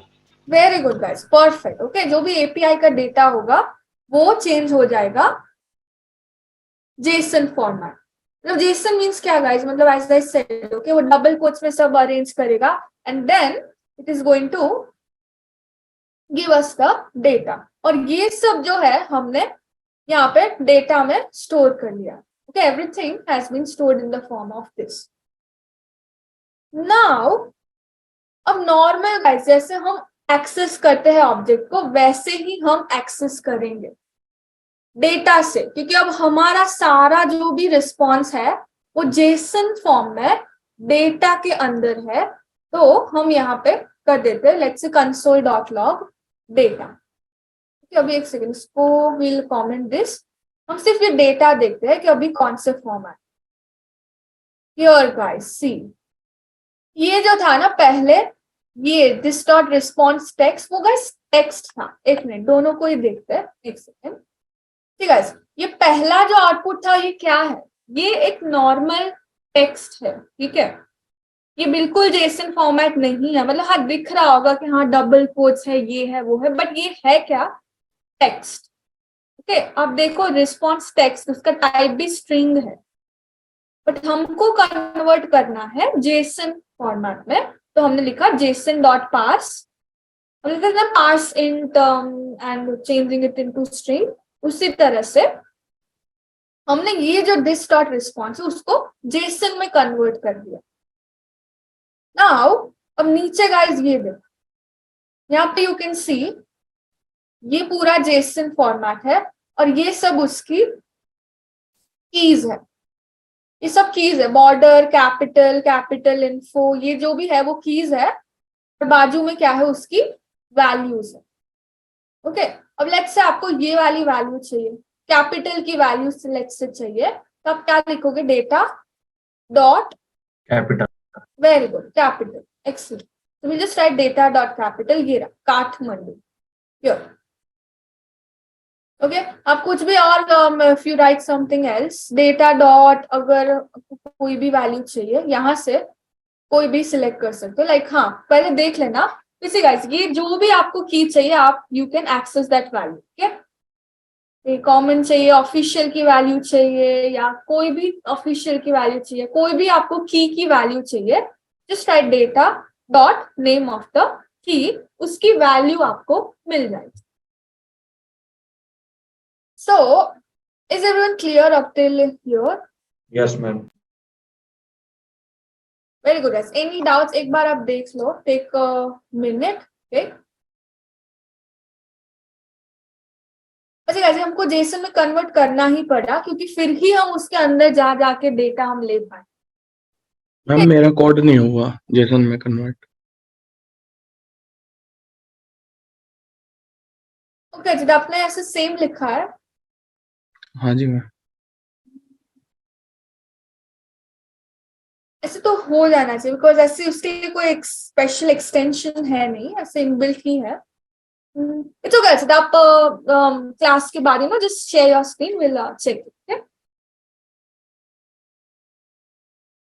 परफेक्ट। सही गाइस, ये हमने कैसे किया, XML HTTP रिक्वेस्ट से। अब हम क्या कर सकते हैं कि we can also make this using fetch API and by using async and await। Okay, दो और methods है basically। Okay, so we'll just get to that। एक minute, I think we had, हाँ ये रहा fetch API। Now, yes, if we look at this, see, fetch provides a better alternative that can be easily used by technologies such as service workers. Okay, fetch also provides a single logical place consider the course and yeah, cross browser extension. Basically, guys, as I said, ये जो है वो थोड़ा old है. I mean, ये जो है ना XML HTTP request, but अभी we generally use the fetch API. Okay, so let's see how to use fetch API. Now, see, guys, हमारे पास एक और interesting, jokes की kind of है. It's just an API. Okay, so यहाँ पे if you click on this new joke, वो हर बार ना आपको अलग अलग jokes बताएगा. See, कितनी भी बार if you click, this joke will keep changing. Okay, तो उसका भी एक API है. Okay, तो हम एक काम करेंगे. अब इसको हम करेंगे बटन के क्लिक करने पर हम जोक डिस्प्ले करेंगे. ठीक है, तो फटाफट से we'll make a div. उसमें we'll give an ID हम दे देंगे जोक. ठीक है, फिर we will make a button click या तो हम कर देंगे जनरेट जोक करके. ठीक है, बटन को भी हम आईडी देंगे क्योंकि हमको उसको एक्सेस करना है. तो will just right joke BTN. ठीक है, ये हो गया. अब हम क्या करेंगे, रेफरेंस बनाना पड़ेगा राइट दोनों का. तो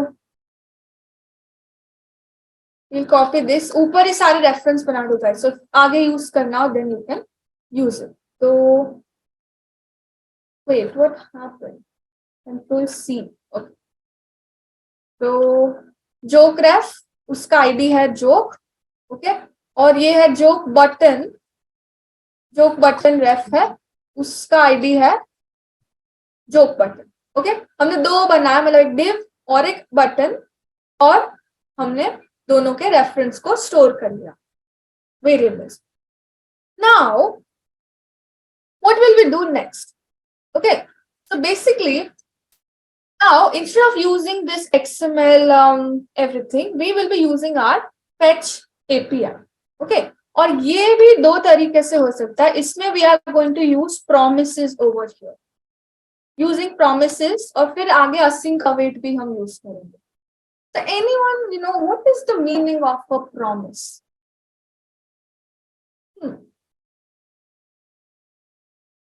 Yes, any guesses? वादा. Very good. या वादा, राइट. नाउ सी गाइस, अगर वादा होता है, ठीक है, तो उसके साथ क्या कौन सी दो चीज हो सकती है? या तो वादा पूरा होगा या तो टूट जाएगा बेसिकली. मैम या दिल टूट जाए. यहाँ पे प्रॉमिस की बात है. Okay, so yes that is true. Okay, तो बेसिकली अगर किसी ने आपको प्रॉमिस किया कि ओके कि हाँ I will return you your books tomorrow, let's say कुछ भी. ओके, तो या तो they will return you your books या तो नहीं. ठीक है, किसी ने कुछ आपको प्रॉमिस किया, या तो वो प्रॉमिस फुलफिल करेंगे या तो रिजेक्ट कर देंगे, मतलब फुलफिल नहीं करेंगे. तो वी हैव टू वर्ड्स, या तो प्रॉमिस होगी फुलफिल और होगी रिजेक्ट. प्रॉमिस के दो आउटकम होंगे. ओके गाइस, या तो हो गई पूरी, बहुत अच्छी बात है, well and good, but reject भी हो सकती है.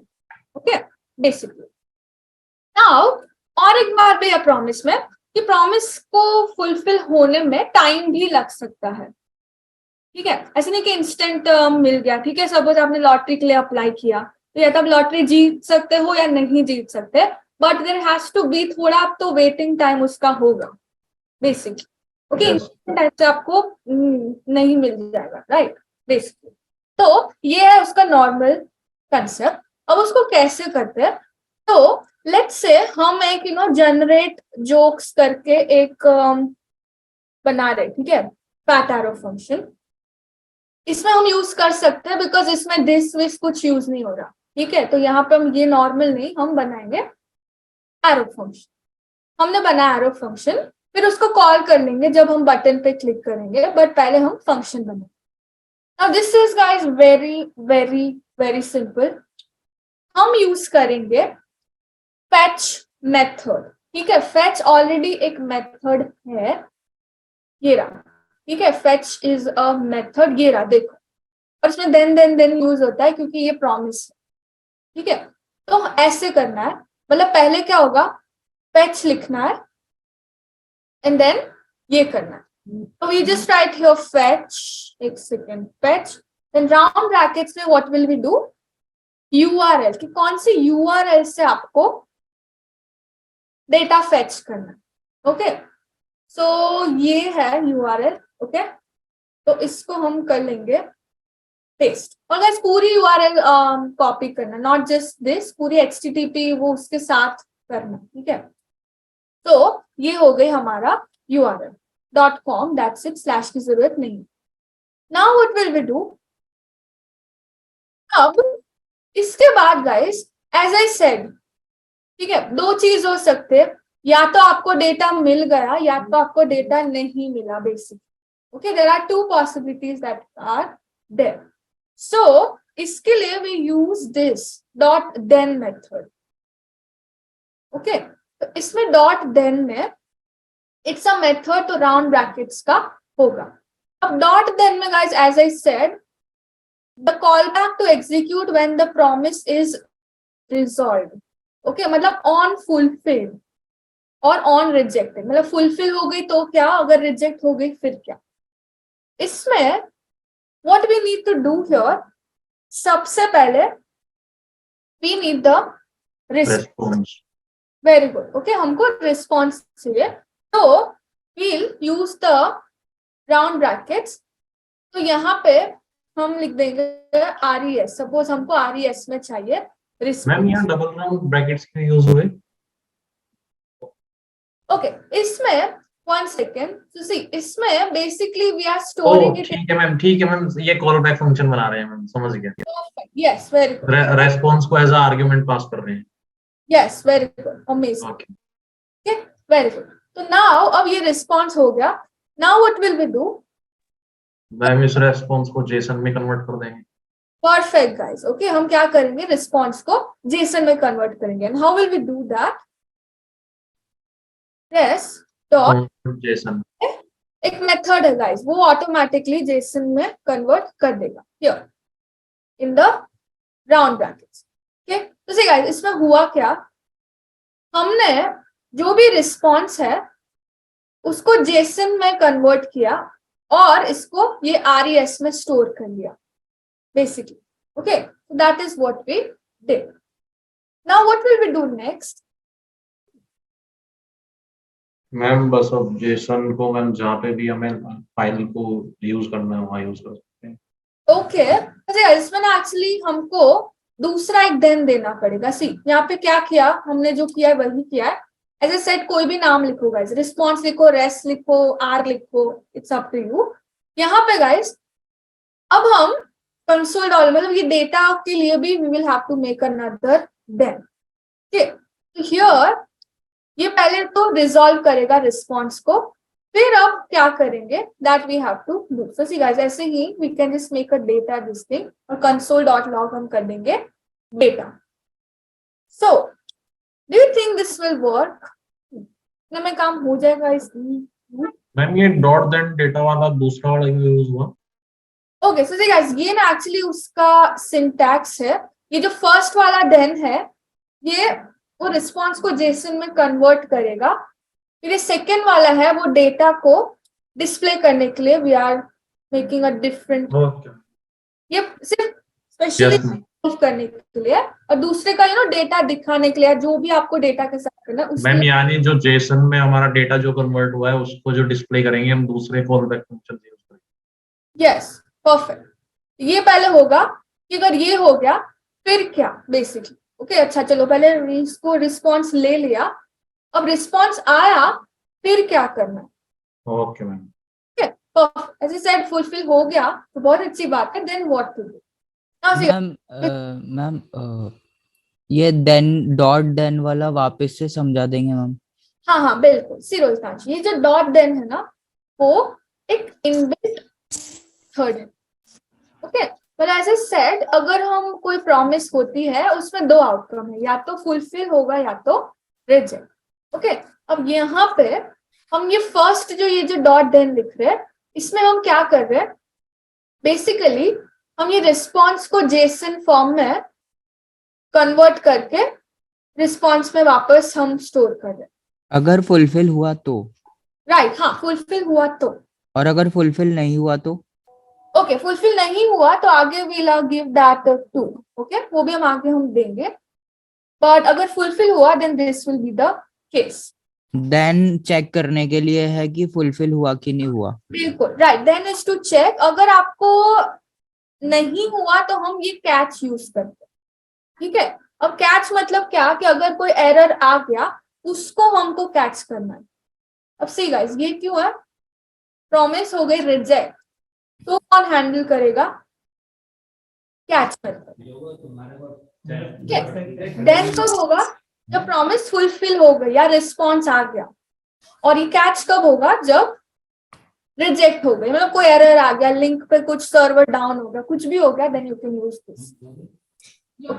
अब कैच हम क्या करेंगे गाइस? एक कोई भी एरर का ऑब्जेक्ट बना दो, ठीक है, और फिर यहाँ पे you can just put it console.log, यहाँ पे you can just write here error, तो कोई मैसेज डिस्प्ले करा दो, something like this, okay.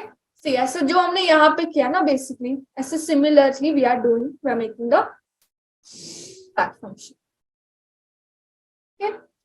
Now ma'am समझ में नहीं आया। ओके, सो सी रोहितन, यहाँ पे what we have done is catch तो हमने लिख दिया, ठीक है। नाउ सी कैच के अंदर what we need to do is we need to make a, okay, कि क्या होगा अगर जब एरर आ गई तो फिर क्या? तो हमको एक फंक्शन देना पड़ेगा। तो हमने यहाँ पे फैट एरो फंक्शन दिया, ऐसे हम लिखते हैं, ठीक है। पहले राउंड ब्रैकेट्स लिखे, इक्वल टू लिखा, greater than sign and curly bracket. ये क्या होता है ma'am? This is called arrow function. Okay ma'am, मतलब ये क्या काम करता है? ओके, तो काम तो ये फंक्शन का ही करता है, but it is a shorter way to write this. But इसमें ये है कि आप हम दिस कीवर्ड जो हमने सपोज ऊपर हम कहीं यूज करेंगे, वो सिर्फ इसमें यूज नहीं होगा, ओके। ये भी देखो, ये भी जो है ना, ये है फंक्शन। हम ऐसे भी लिख सकते थे, सी गाइस, हम ऐसे भी लिख सकते थे फंक्शन, ठीक है, जनरेट जोक्स, और ये ऐसे नॉर्मली भी हम लिख सकते हैं, बट यहाँ पे we have to write the arrow function. See हम ऐसे भी लिख सकते हैं फंक्शन को, और ऐसे भी फैट एरो फंक्शन या एरो फंक्शन से भी लिख सकते हैं, yes ma'am.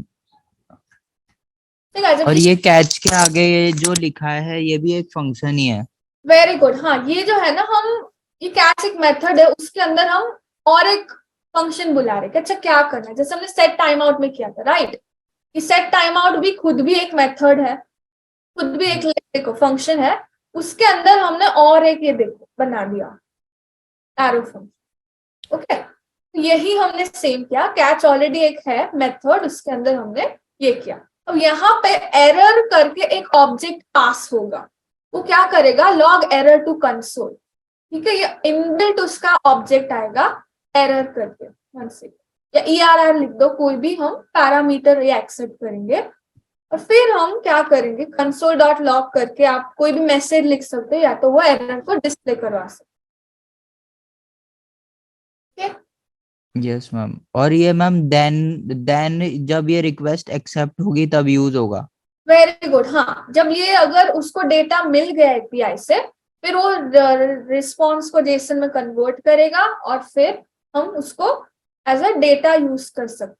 For example ma'am पता कैसे चलेगा कि एक्सेप्ट हुई है या रिजेक्ट हुई है? ओके, वो हम एग्जीक्यूट करेंगे तब पता चलेगा, okay. So we'll just write back code right now. तो अब हम ये कब बुलाएंगे जनरेट जोक्स वाला फंक्शन? जो BPN रेफ पे क्लिक करने के बाद, राइट, एड इवेंट लिसनर, कौन सी इवेंट होगी? क्लिक वाली, राइट। तो हम क्लिक लिखेंगे, और क्लिक होने पे क्या कॉल होना चाहिए?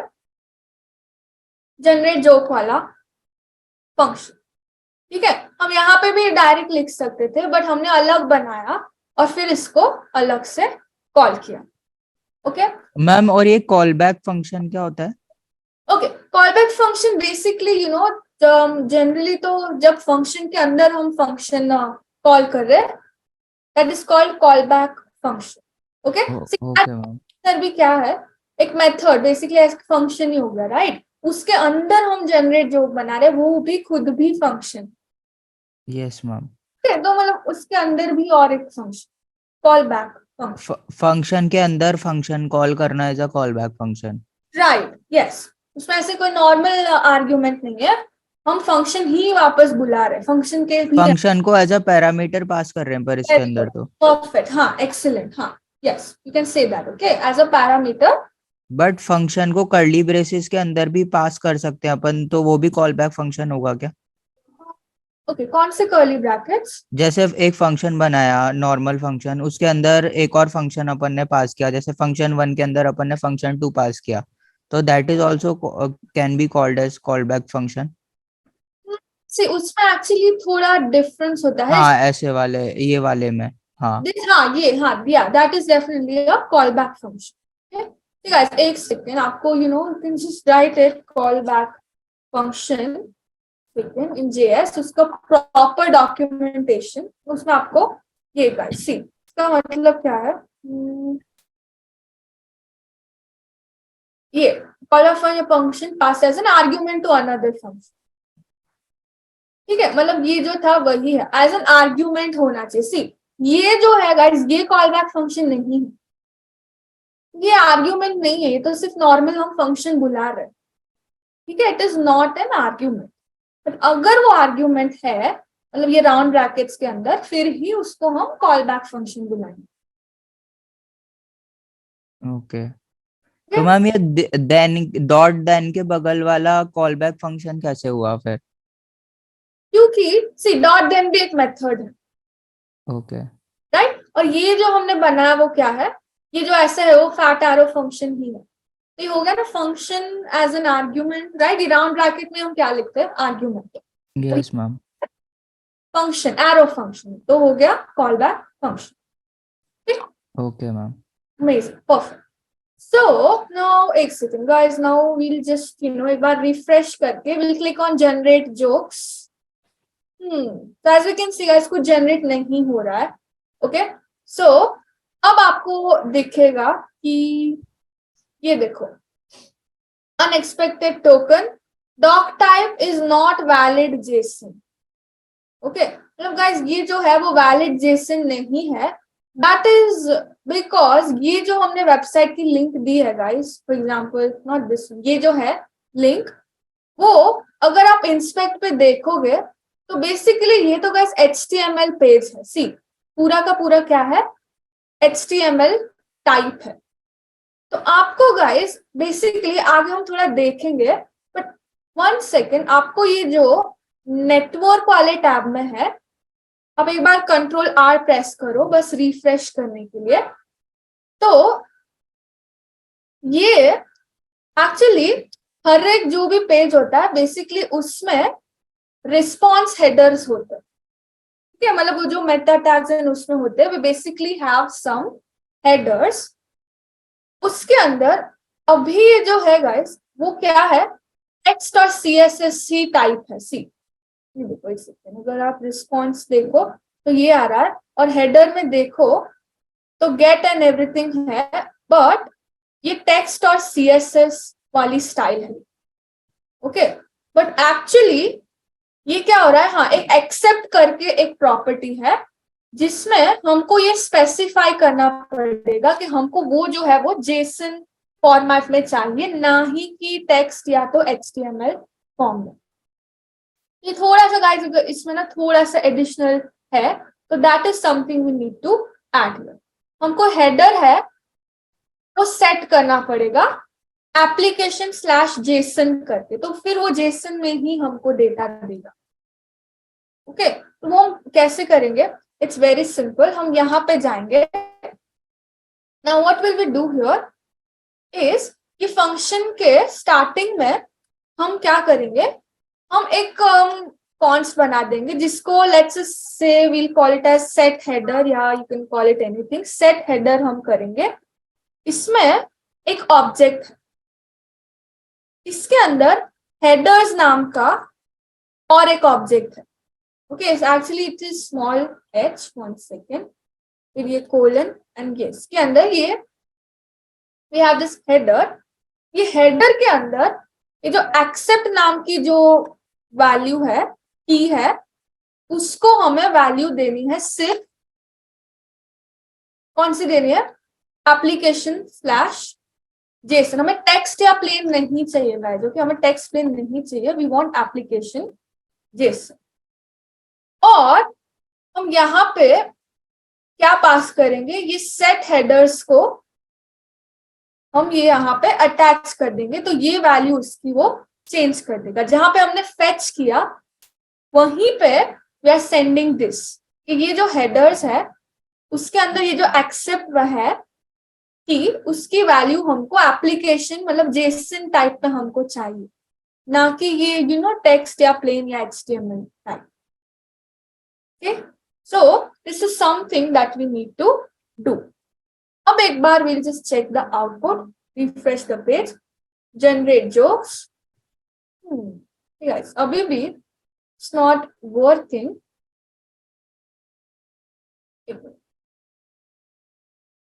It is showing us undefined. मतलब there's some error in fetching the data. Excellent guys, so we'll just cross check it. Okay, सबसे पहले what did we do? We made this, right? फिर हमने const करके set header बनाया. Then we gave it headers. Okay guys, any guesses कि यहाँ पे क्या error हो सकती है? Application and JSON. Then we fetched it and then we gave it a set header. Yes guys, any guesses here? Problem is guys, ये हमको ये curly brackets यहाँ से हटा देना. Okay, 1 second. Now let's see if it is going to work. See guys, हमने यहाँ पे क्या किया, हमने एक ये पास किया है. Okay, उसके अंदर we have made an object. और गाइस सेट हेडर वाला गाइस इसीलिए ये ना प्रॉमिस वाले सेक्शन में ही यूज होगा. हम जैसे असिंक अवेट करेंगे ना उसमें तो ये चाहिए भी नहीं होगा basically. Okay, so we'll need it, but वो we'll do this guys. See next time we'll do one thing, हम पोस्टमैन पहले सीखेंगे. ओके, बेसिकली फिर I'll show in detail कैसे ये सेट हुआ. Okay, keep it yeah, it's okay. सब समझ नहीं आ जाएगा, it's okay. I'll explain you next time एकदम अच्छे से with the postman application. Okay. Okay. और बस अभी के लिए you can use this to get data from the API. Okay. इसी तरह से guys आप कोई भी आप cards बना रहे हो किसी भी जगह पे, then you can just add the data over there. Okay, HTML या CSS. So don't worry guys, ये टॉपिक अभी कंटिन्यू रहेगा. हम तो अभी आगे async await से भी ये होगा easily, so we'll do it at that time थोड़ा ज्यादा in detail. Okay, this was just kind of like say an overview. Okay, how does the APIs work? Okay.